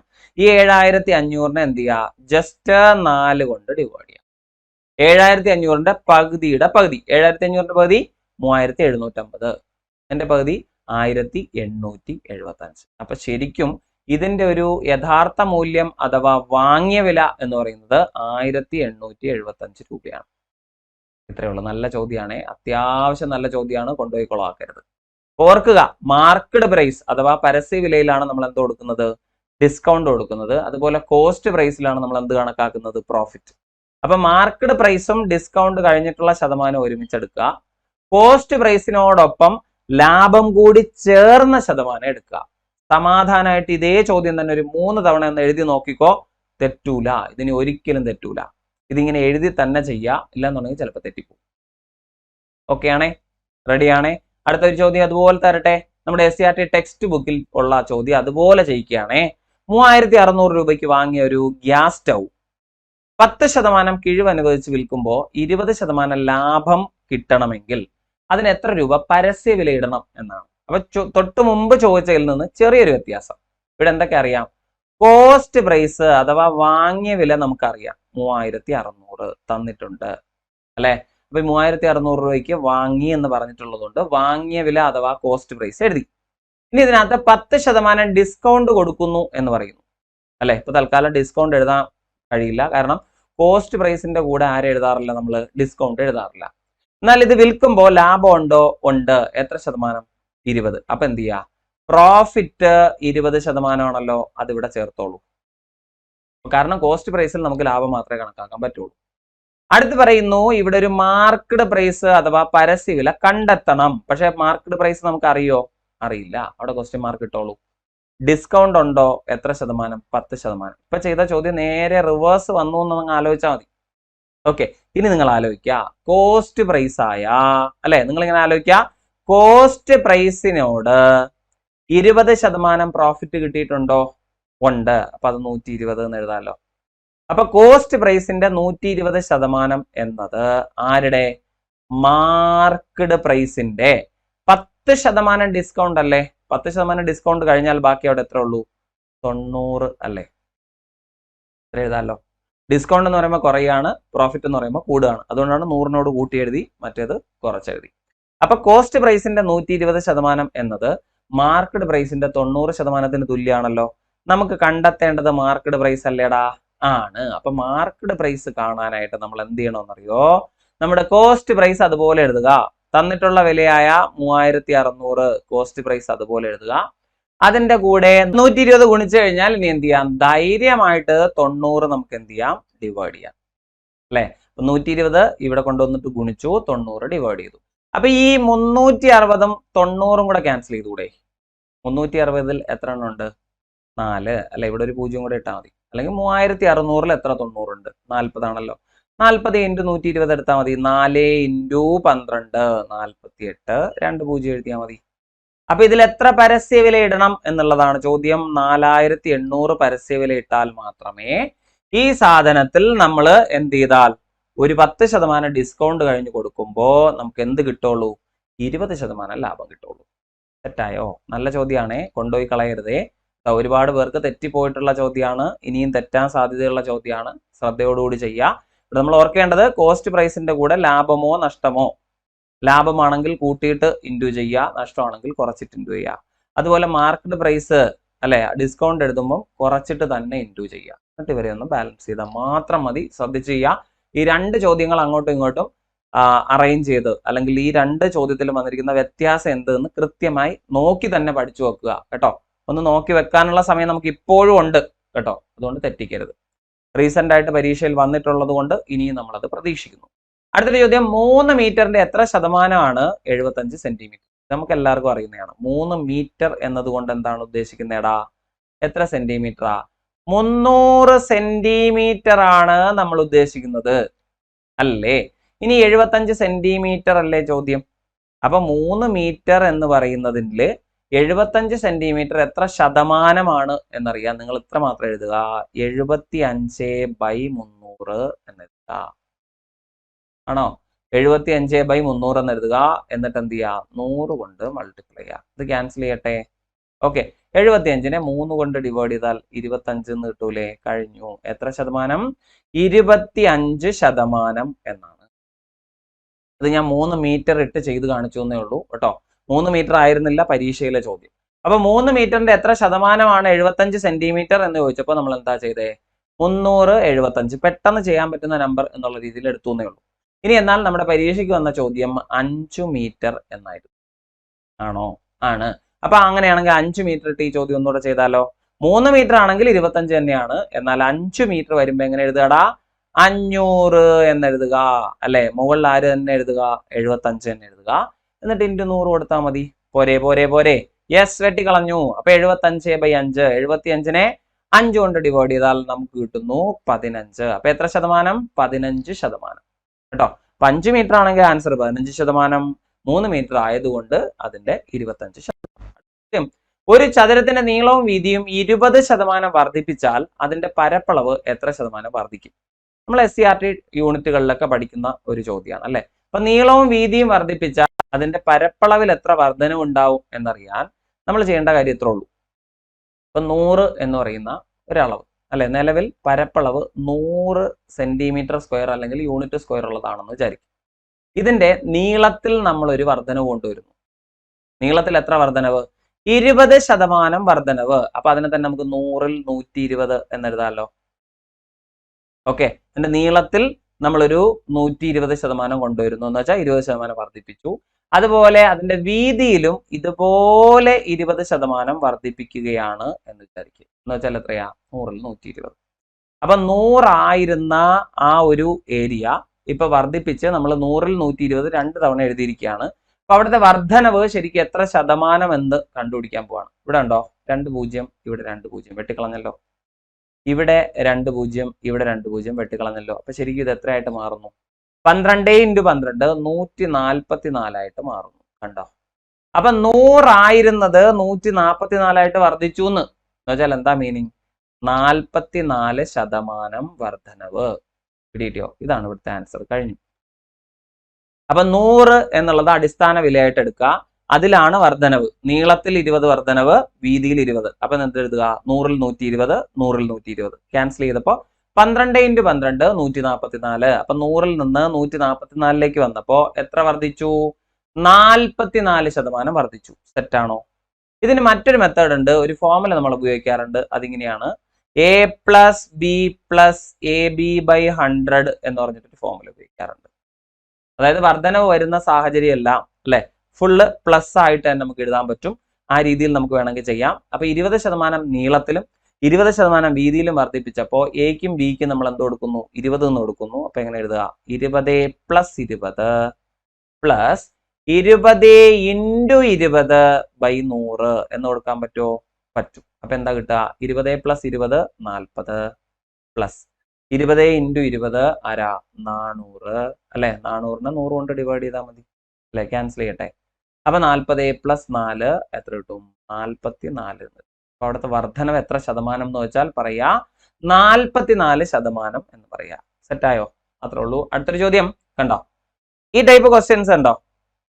നമുക്ക് വർഗവും വർഗമൂലവും എന്ന് പറയുന്ന ടോപ്പിക്കിൽ നിന്ന് പതിവായിട്ട് വരുന്ന ഒരു ക്വസ്റ്റ്യൻ ആണ്. കണ്ടോ? √248 പ്ലസ് √51 പ്ലസ് √169. അതായത് ഓരോന്നിന്റെ അകത്തേക്കാണ് അടുത്ത വാല്യൂ വരിക. 248ന്റെ ഉള്ളിലാണ് √51. അതിന്റെ ഉള്ളിലാണ് √169. ആ രീതിയിലാണ് വന്നിരിക്കുന്നത്. അപ്പൊ ഇതെന്താണ് ചെയ്യേണ്ടത്? ഇത്തരം ചോദ്യം എങ്ങനെ ഹാൻഡിൽ ചെയ്യുന്നത് അറിയാം അല്ലെ?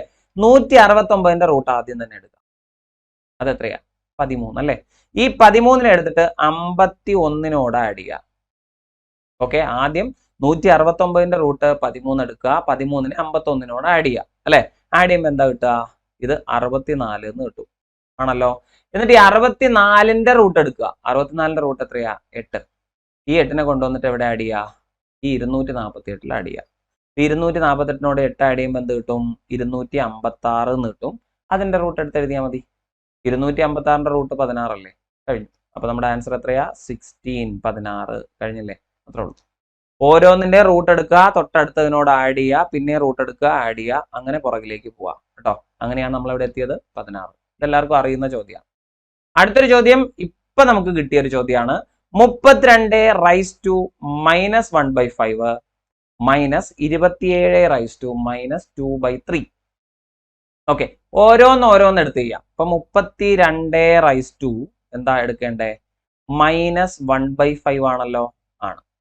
32 എന്ന് പറയുന്ന സംഖ്യയുടെ പ്രത്യേകത എന്താ? 32 എന്ന് പറയുന്ന സംഖ്യ 2/5 അല്ലേ? അല്ലെ? അപ്പൊ 32 നമുക്ക് 2/5 എന്ന തരത്തിൽ എഴുതാം അല്ലെ? അപ്പൊ 32 പകരം 2/5 എഴുതിയാൽ ഇതിന്റെ ഹോൾ റൈസ് ടു -1/5 അല്ലേ? നമുക്ക് എല്ലാവർക്കും അറിയാം a⁻m whole raise to n എന്ന് വെച്ചാൽ a⁻m × n എന്ന് വെച്ചാൽ ഈ 5ഉം -1/5 കൂടെ ഇൻറ്റു ചെയ്യാം. അപ്പൊ ഈ 5നെയും ക്യാൻസൽ ചെയ്യാമല്ലോ. അപ്പൊ നമുക്ക് കിട്ടുന്ന മൂല്യം 2⁻−1 എന്നല്ലേടാ? അല്ലേ? 2⁻−1 എന്ന് വെച്ചാൽ 1/2. ഏതൊരു സംഖ്യയുടെയും പവറിൽ മൈനസ് വന്നാൽ റെസിപ്രോക്കൽ എന്നാണ്. ഇത് നമ്മൾ കൃത്യംഗ നിയമങ്ങളിലാണ് പഠിക്കുന്നത്, നമ്മുടെ സിലബസിലുള്ള ഏരിയ അല്ല. പക്ഷെ 7ാം ക്ലാസ്സിൽ ആവർത്തന ഗുണനം എന്ന് പറയുന്ന ഒരു യൂണിറ്റ് ഉണ്ട്. കൃത്യംഗങ്ങളെ കുറിച്ച് വ്യക്തമായി പറഞ്ഞിട്ടുണ്ട്. 7ാം ക്ലാസ് ക്വാളിഫിക്കേഷനിൽ നമ്മൾ ഒരു പരീക്ഷ എഴുതുമ്പോൾ സിലബസിലുണ്ടോ ഇല്ലയോ എന്ന് നമ്മൾ നോക്കണ്ട. ആ സാധനം 7ാം ക്ലാസ്സിൽ നിന്ന് കിട്ടിയിട്ടുണ്ടോ അത് അതുപോലെ അങ്ങ് ചെയ്യാം. അപ്പൊ 1/2 കിട്ടിയോ? കിട്ടി. അടുത്തത് 27നെയാണ് നമ്മൾ എടുക്കുന്നത്. 27⁻2 ആണേ. എങ്ങനെ എഴുതും? 27നെ ഇപ്പൊ പറഞ്ഞതുപോലെ ഞാൻ 3ന്റെ ക്യൂബ് എന്ന് എഴുതിക്കോട്ടെ. 2⁻5 എന്ന് മുകളിൽ എഴുതിയ പോലെ ഇവിടെ 3⁻3 എന്ന് എഴുതി റൈസ് ടു -2/3. അപ്പൊ ഇവിടുത്തെ 3യും ക്യാൻസൽ ചെയ്താൽ എനിക്ക് കിട്ടുന്നത് 3⁻2 എന്നല്ലേ? 3⁻2 എന്ന് വെച്ചാൽ 3ന്റെ സ്ക്വയർ എടുക്കുക, റെസിപ്രോക്കൽ എഴുതുക. 2⁻−1 എന്ന് വെച്ചാൽ എന്തായിരുന്നു? 2⁻1 2 അതിന്റെ റെസിപ്രോക്കൽ. അതുപോലെ 3⁻−2 എന്ന് വെച്ചാൽ 3ന്റെ സ്ക്വയർ എടുക്കുക. 3ന്റെ സ്ക്വയർ എത്രയാ? 9 അതിന്റെ റെസിപ്രോക്കൽ. കഴിഞ്ഞു. അപ്പൊ 32⁻⁻1/5 എന്ന് വെച്ചാൽ 1/2 ആണ്. 27⁻2 എന്ന് വെച്ചാൽ ആരാണ്? 1/9 ആണ്. ഇവരെ തമ്മിൽ കുറയ്ക്കട്ടെ. എന്താ ചെയ്യണ്ടേ? 1/2 - 1/9 എന്നാണ്. എന്ത് ചെയ്താൽ മതി? ജസ്റ്റ് ക്രോസ് മൾട്ടിപ്ലൈ ചെയ്താൽ പോരെ. അപ്പൊ 9ഉം 2ഉം കൂടെ ഗുണിക്കുക. 9ഉം 2ഉം കൂടെ ഗുണിച്ചിട്ട് 18 എന്ന് എഴുതുക. ഓക്കെ, എന്നിട്ട് ഈ 9ൽ നിന്ന് 2 കുറച്ചെഴുതുക. കഴിഞ്ഞു. ഓക്കെ, അപ്പൊ ഇവരെ തമ്മിൽ എന്ത് ചെയ്തു? നമ്മൾ മൈനസ് ചെയ്യാണ്. 9ൽ നിന്ന് 2 കുറച്ചാൽ എന്ത് കിട്ടും? 7 എന്ന് കിട്ടും അല്ലെ? 9ഉം 2ഉം കൂടെ ഗുണിച്ചാൽ എന്ത് കിട്ടും? 18 എന്ന് കിട്ടും. സോ നമ്മുടെ ആൻസർ 7/18 എന്നാണ്. ശ്രദ്ധയോടുകൂടി ചെയ്യുക. ഓരോ സ്റ്റെപ്പും സൂക്ഷിച്ച് വെച്ചില്ല എന്നുണ്ടെങ്കിൽ ഇത് തെറ്റും. ഓപ്ഷനിൽ നിന്ന് പോലും നിങ്ങൾക്ക് കിട്ടുന്ന ആൻസർ കണ്ടെത്താൻ പറ്റൂല. അത്രയ്ക്ക് തെറ്റിപ്പോകും കേട്ടോ. അപ്പോ കൃത്യംഗ നിയമങ്ങളാണ് ഇവിടെ ഉപയോഗിച്ചിരിക്കുന്നത്. ഈ ഒരൊറ്റ ചോദ്യത്തിൽ തന്നെ ഒന്നിലധികം നിയമങ്ങൾ ഉപയോഗിച്ചിട്ടുണ്ട്. ശ്രദ്ധിക്കുക. അടുത്തൊരു ചോദ്യം. ഷാജി, ഷാൻ ഇവർ കയ്യിലുള്ള തുക 4:5 എന്ന അംശബന്ധത്തിൽ വീതിച്ചു. എന്നാൽ ഈ തുക 4:3 എന്ന അംശബന്ധത്തിൽ ഭാഗിച്ചാൽ ഷാനിന് 640 രൂപ കുറവാണ് കിട്ടുന്നത്. എങ്കിൽ ഇവരുടെ കയ്യിലുള്ള തുക എത്ര? നല്ലൊരു ചോദ്യം കേട്ടോ. അംശബന്ധത്തിൽ നിന്നുള്ള ചോദ്യമാണ്. പക്ഷെ കുറച്ച് ലെവൽ കൂടിയ ക്വസ്റ്റ്യൻ അല്ലേ? നമുക്ക് 7ാം ക്ലാസ് വരെ മതി. പക്ഷെ ഈ ചോദ്യം വന്നിരിക്കുന്നത് 8ാം ക്ലാസ് 9ാം ക്ലാസ് ആ ഒരു നിലവാരത്തിലുള്ള ചോദ്യമാണ് വന്നിരിക്കുന്നത്. കാരണം ഈ ഒരു പ്രിലിംസ് പരീക്ഷ LDC നിലവാരത്തിലുള്ളതാണ്. അപ്പൊ അതുകൊണ്ട് തന്നെ 9ഉം 10ഉം ഒക്കെ ചോദിച്ചാലും നമുക്കൊരു തെറ്റും പറയാൻ പറ്റില്ല. അതുകൊണ്ട് ഇതൊന്ന് കരുതിയിരിക്കുക. അപ്പൊ ആ ഒരു ക്വസ്റ്റ്യൻ പേപ്പറിൽ നിന്ന് കിട്ടിയത് കൊണ്ട് നമ്മൾ ചെയ്യുന്നു എന്നുള്ളൂ. ഇവിടെ 2 പേരാണ്, ഷാജിയും ഷാനും. അപ്പൊ ഈ ഷാജിയെ ഞാൻ A എന്ന് വിളിച്ചു, ഷാനിനെ ഞാൻ B എന്ന് വിളിച്ചു. ഓക്കെ, അപ്പൊ ഇവർ രണ്ടുപേരും ഒരേ തുക വീതിച്ചെടുക്കുകയാണ്. ആദ്യം Aയും Bയും കൂടെ ഈ തുക വീതിച്ച് എങ്ങനെയാണെന്നറിയോ? ആദ്യം ഇത് 4:5 എന്ന അംശബന്ധത്തിൽ വീതിച്ചു. അത് കഴിഞ്ഞിട്ട് ഈ തുക തന്നെ എന്ത് ചെയ്തു? 4:3 എന്ന അംശബന്ധത്തിൽ വീതിച്ചു. രണ്ടും സെയിം തുകയാണല്ലോ. ആദ്യം നമ്മൾ അതങ്ങ് ഉറപ്പിക്കുക. നല്ല ചോദ്യമാണ്. അപ്പൊ ഈ ഷാജിയും ഷാനും വീതിക്കുന്ന തുക സെയിം ആണ്. അപ്പൊ ഇത് 4:5 4:3 എന്നുള്ള രീതിയിൽ വീതിച്ചല്ലോ. തെറ്റാണല്ലോ? യെസ്. അങ്ങനെയാണെങ്കിൽ നിങ്ങൾ ആലോചിക്കേണ്ടത് ഒരേ തുകയാവുമ്പോഴേ ഇവര് വീതിച്ചിട്ട് കിട്ടുന്ന ആ 2 അംശബന്ധങ്ങൾ കൂട്ടുമ്പോൾ ഒരുപോലെ കിട്ടണ്ടേ? രണ്ടും ഒരേ തുകയായുണ്ട്. ഇപ്പൊ 5 4 കൂടെ കൂട്ടിയ 9 കിട്ടും. 4 3 കൂടെ കൂട്ടിയ 7 കിട്ടുള്ളൂ. രണ്ടും തുല്യമല്ല അല്ലെ? ഒരേ തുകയെ വീതിക്കുമ്പോൾ നമുക്ക് ഒരുപോലെ കിട്ടണ്ടേടാ. വേണം. പക്ഷെ അത് ഒരുപോലെ അല്ലാത്തത് കൊണ്ട് ഇത് ചെയ്യാൻ കുറച്ച് ബുദ്ധിമുട്ടുണ്ടാവും. അപ്പൊ അതിന് നമ്മൾ ചെയ്യേണ്ടത് എന്താന്ന് വെച്ചാൽ ഈ തുകകളെ ഒരുപോലെ ആക്കുക. അതിന് വേണ്ടി ഞാൻ ചെയ്യുന്നത് എന്താന്ന് വെച്ചാൽ ഈ 4നെയും 5നെയും കൂടെ കൂട്ടും. 5 4 കൂടെ കൂട്ടിയാൽ എനിക്ക് എന്ത് കിട്ടും? 9 കിട്ടൂലേ? കിട്ടും. അത് കഴിഞ്ഞ് 4 3 ഉണ്ടല്ലേ, 4 3 കൂടെ കൂട്ടിയാൽ എന്ത് കിട്ടും? 7 എന്ന് കിട്ടൂലേ? കിട്ടും. ഇത് ഇത്ര എഴുതി വെക്കാൻ പറ്റുമോ? ചെയ്ത കാര്യത്രേ ഉള്ളൂ. 4:5 അവിടെ എഴുതി, 4:3 എഴുതി, ഇവരെ കൂട്ടി നോക്കി. 4 5 കൂട്ടിയപ്പോൾ 9 കിട്ടി അല്ലെ, 4 3 കൂട്ടിയപ്പോൾ 7 കിട്ടി. അവർ രണ്ടുപേരും വ്യത്യസ്തരാണ്. അപ്പൊ അതുകൊണ്ട് അത് നമുക്ക് ആ രീതിയിൽ ചെയ്യാൻ പറ്റാത്തത് കാരണം നമ്മൾ എന്ത് ചെയ്തു? ഇവരെ കൂട്ടി എഴുതി. മുകളിൽ 9 താഴെ 7. ഇനി ഞാൻ എന്ത് ചെയ്യുന്നു? ഈ തുക തുല്യമാക്കാനായിട്ട് ഈ എയും ബിയും ഒന്നും കൂടെ ഇങ്ങോട്ട് മാറ്റി എഴുതി കേട്ടോടാ, കുഴപ്പമില്ലല്ലോ. എന്നിട്ട് ഞാൻ ഈ താഴത്തെ 7 കൊണ്ട് മുകളിലത്തെ 2 സംഖ്യകളെയും ഗുണിച്ചു. താഴത്തെ 7 കൊണ്ട് മുകളിലത്തെ 2 സംഖ്യകളെ, അപ്പൊ 4 7 28 എന്ന് കിട്ടും അല്ലെ, 5 7 35 എന്നും കിട്ടും. അപ്പൊ 28:35 എന്ന് എഴുതാമല്ലോ. അപ്പൊ തുക മാറി. അത് കഴിഞ്ഞിട്ട് 9, മുകളിലൊരു 9 ഇല്ലേ, ഈ 9 കൊണ്ട് താഴെ ഗുണിച്ചു. അപ്പൊ 4 × 9 36 ആണല്ലോ. അതുപോലെ 3 × 9 3 9 27. ഇനി ഒന്ന് കൂട്ടി നോക്കിയേ, 28 35 28 35 കൂട്ടിയാൽ എത്ര കിട്ടും? 63 കിട്ടോ? കിട്ടി. അതുപോലെ 36 27 കൂട്ടി നോക്കിയേ, 63. ഇപ്പൊ തുക തുല്യായോ? 4:5 4:3 ഉള്ളത് മാറ്റി ഞാൻ 28 35 36 27 ആക്കി. കുഴപ്പമില്ലല്ലോ. ഓക്കെ, അപ്പോ ഇവിടെ എന്താ കിട്ടിയത്? തുക 2 സ്ഥലത്ത് സെയിം ആണെന്ന് മനസ്സിലായി. അപ്പൊ മുകളിലും കൂട്ടുമ്പം 63 ആണ്, താഴെയും 63 ആണ്. അപ്പൊ നമുക്ക് എന്ത് പറയാം? ഇവിടുത്തെ ആകെ തുക എന്ന് പറയുന്ന 63 യൂണിറ്റ് ആണ് എന്ന് പറയാം. ഇതൊന്ന് നോട്ട് ചെയ്ത് വെക്കുക. ചെയ്ത കാര്യങ്ങൾ സ്റ്റെപ്പ് ബൈ സ്റ്റെപ്പ് ആയിട്ട് ഓർക്കുക. 2 സ്ഥലത്തും വ്യത്യസ്ത വാല്യൂ ആണ് തുകയായിട്ട് കിട്ടിയത്. അപ്പൊ ആ തുക ഈക്വൽ ആക്കാൻ വേണ്ടി എന്ത് ചെയ്തു? മുകളിലത്തെ തുക കൊണ്ട് താഴെയും താഴത്തെ തുക കൊണ്ട് മുകളിലും ഗുണിച്ചു. കുഴപ്പമുണ്ടോ? ഇല്ല. എന്നിട്ട് നമ്മൾ ഇവരെ കൂട്ടിയിട്ട് 2 സ്ഥലത്തും കൂട്ടി നോക്കിയപ്പോൾ 63 കിട്ടി. അപ്പൊ 63നെ മാറ്റി എഴുതി, പിന്നീട് ആവശ്യമുണ്ട്. ഇനി നിങ്ങൾ നോക്കേണ്ടത് ഇവിടെ ആരുടെ കാര്യമാണ് തന്നിരിക്കുന്നത്. ഇവരെ ഇങ്ങനെ ഭാഗിക്കുമ്പോൾ ഷാനിന് ഒരു 640 രൂപ കുറവാണ് കിട്ടിയതെന്ന് വെച്ചാൽ രണ്ടാമത്തെ ആളായ ബി ആണല്ലോ ഷാൻ അല്ലെ. ഷാനിന് ഈ തുക രണ്ടാമത്തെ രീതിയിൽ ഭാഗിച്ചപ്പോൾ എത്ര രൂപ കുറവ് കിട്ടിയെന്നാ?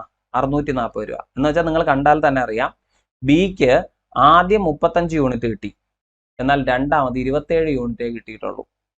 ആദ്യം 35 യൂണിറ്റ് കിട്ടി, എന്നാൽ രണ്ടാമത് നോക്കുമ്പോൾ 27 യൂണിറ്റ്. എന്ന് വെച്ചാൽ എത്ര യൂണിറ്റ് കുറഞ്ഞൂടാ? 8 യൂണിറ്റ് ഷാനിന് കുറഞ്ഞു എന്ന് അല്ലേ. അപ്പൊ 8 യൂണിറ്റ് ഷാനിന് കുറഞ്ഞിട്ടുണ്ട് എങ്കിൽ ഈ 8 യൂണിറ്റ് ആണല്ലോ 640 രൂപ ആണോ? അപ്പൊ ഈ 8 യൂണിറ്റ് ആണ് 640 എങ്കിൽ ഇവിടെ നിന്ന് നമുക്ക് 63 യൂണിറ്റ് കണ്ടുപിടിച്ചാൽ ടോട്ടൽ ആയില്ലേ. അപ്പൊ 8 യൂണിറ്റ് 640 ആണെങ്കിൽ 63 യൂണിറ്റ് കണ്ടുപിടിക്കുക. അപ്പൊ ടോട്ടൽ എത്ര രൂപ എന്നറിയാൻ നിങ്ങൾ എന്ത് ചെയ്യുക? ഈ 640നെ ജസ്റ്റ് 8 കൊണ്ട് ഡിവൈഡ് ചെയ്യുക. ചെയ്യാലോ. എന്നിട്ട് 63 കൊണ്ട് മൾട്ടിപ്ലൈ ചെയ്യുക. ധാരാളം. ഇതിന്റെ ആവശ്യമുള്ളൂ. അപ്പൊ 64ഉം 8ഉം കൂടെ ക്യാൻസൽ ചെയ്താൽ 8. അപ്പൊ ഇതിന് 80 എന്ന് എഴുതാം. അപ്പൊ നമ്മുടെ റിസൾട്ട് 80 × 63. 80നെ 63നോട് ഗുണിക്കുക അല്ലെ. 63ഉം 8ഉം കൂടെ ഗുണിച്ചാൽ എന്താ കിട്ടുക? 60 × 8 6 48 480. നമുക്ക് 4800 എന്ന് എടുക്കാം. പൊക്കോട്ടെ. എങ്ങനെയാ ചെയ്തേ? 80ഉം 60ഉം കൂടെ ഗുണിച്ചു 4800 എന്നെഴുതി. ഇനി 3 × 80 എത്രയാ? 240 അല്ലേ. അപ്പൊ അത് മൊത്തത്തിൽ നമുക്ക് എന്ത് പറയാം? 5040 എന്ന് എഴുതി കൂടെ. അപ്പൊ ടോട്ടൽ എമൗണ്ട് എത്രയാണ് എന്ന് ചോദിച്ചാൽ 5040. കഴിഞ്ഞില്ലേ? നല്ല ചോദ്യമാണേ. ഞാൻ ഇത് ഓരോന്നും സ്റ്റെപ്പ് ബൈ സ്റ്റെപ്പ് ആയിട്ട് വ്യക്തമായി എഴുതിയിട്ടുണ്ട്. ഈ ചോദ്യം അടുത്ത നമ്മുടെ ഈ LGS മെയിൻസ് പരീക്ഷയ്ക്കൊന്നും ഞാൻ പ്രതീക്ഷിക്കുന്നില്ല. ഇനി നമ്മൾ പ്രതീക്ഷിക്കുന്നത് എവിടെയായിരിക്കും? LDC പരീക്ഷയിലായിരിക്കും. എന്നാൽ നിങ്ങൾ പരീക്ഷാ ഹാളിലേക്ക് പോകുമ്പോൾ ഈ ഒരു ചോദ്യം നമുക്ക് ആരും പറഞ്ഞു തന്നില്ലല്ലോ, ഇതെനിക്ക് ആകെ കൺഫ്യൂഷൻ ആണല്ലോ എന്നുള്ള ടെൻഷൻ ഇല്ലാതെ പോട്ടെ എന്ന് വിചാരിച്ച് പറഞ്ഞു എന്നേ ഉള്ളൂ. ഇത്തരം ചോദ്യങ്ങളെ കുറിച്ച് നിങ്ങൾ ആശങ്കാകുലരാകണ്ട. ബാക്കിയുള്ളത് മൊത്തം ഒന്ന് നോക്കിയിട്ട് നോക്കോളൂ കേട്ടോ. ഇത് നമുക്ക് എവിടെ പ്രതീക്ഷിക്കാം? നമ്മുടെ LDC പരീക്ഷയ്ക്കൊക്കെ പ്രതീക്ഷിക്കാവുന്ന ചോദ്യമാണ്. ശ്രദ്ധിച്ചോ, നല്ല ചോദ്യമാണ്. ഓക്കെ, മറ്റൊരു ചോദ്യം ഈ കഴിഞ്ഞ പരീക്ഷയിൽ തന്നെ കിട്ടിയതാണ്. ഇത് നമുക്ക് ഏത് പരീക്ഷയിലും പ്രതീക്ഷിക്കാവുന്ന ചോദ്യം കേട്ടോ. എക്ക് കിട്ടുന്ന തുകയുടെ 4 മടങ്ങ് ബിക്ക് കിട്ടുന്ന തുകയുടെ 5 മടങ്ങിനേക്കാൾ 10 കൂടുതലാകത്തക്ക വിധത്തിൽ 124 രൂപ എക്കും ബിക്കും വീതിച്ചു നൽകിയാൽ എക്ക് കിട്ടുന്നത് എത്ര? നല്ലൊരു ചോദ്യമാണ്. അപ്പൊ എക്കും ബിക്കും കിട്ടിയ തുക, എക്ക് കിട്ടുന്ന തുക എ എന്ന് തന്നെ ഞാൻ എടുത്തു, ബിക്ക് കിട്ടുന്ന തുക ബി. ഇവർക്ക് രണ്ടുപേർക്കും കൂടെ എത്ര രൂപയാണ് വീതിച്ചേ? 124 ആണല്ലോ. അപ്പൊ എക്ക് കിട്ടുന്ന തുകയും ബിക്ക് കിട്ടുന്ന തുകയും കൂടെ കൂട്ടിയാൽ 124. സെറ്റ് ആണല്ലോ. യെസ്. ഇനി പറയാണ് എക്ക് കിട്ടുന്ന തുകയുടെ 4 മടങ്ങ് ബിക്ക് കിട്ടുന്ന തുകയുടെ 5 മടങ്ങിനേക്കാൾ 10 കൂടുതലായിരിക്കണം എന്ന് വെച്ചാൽ എന്താ?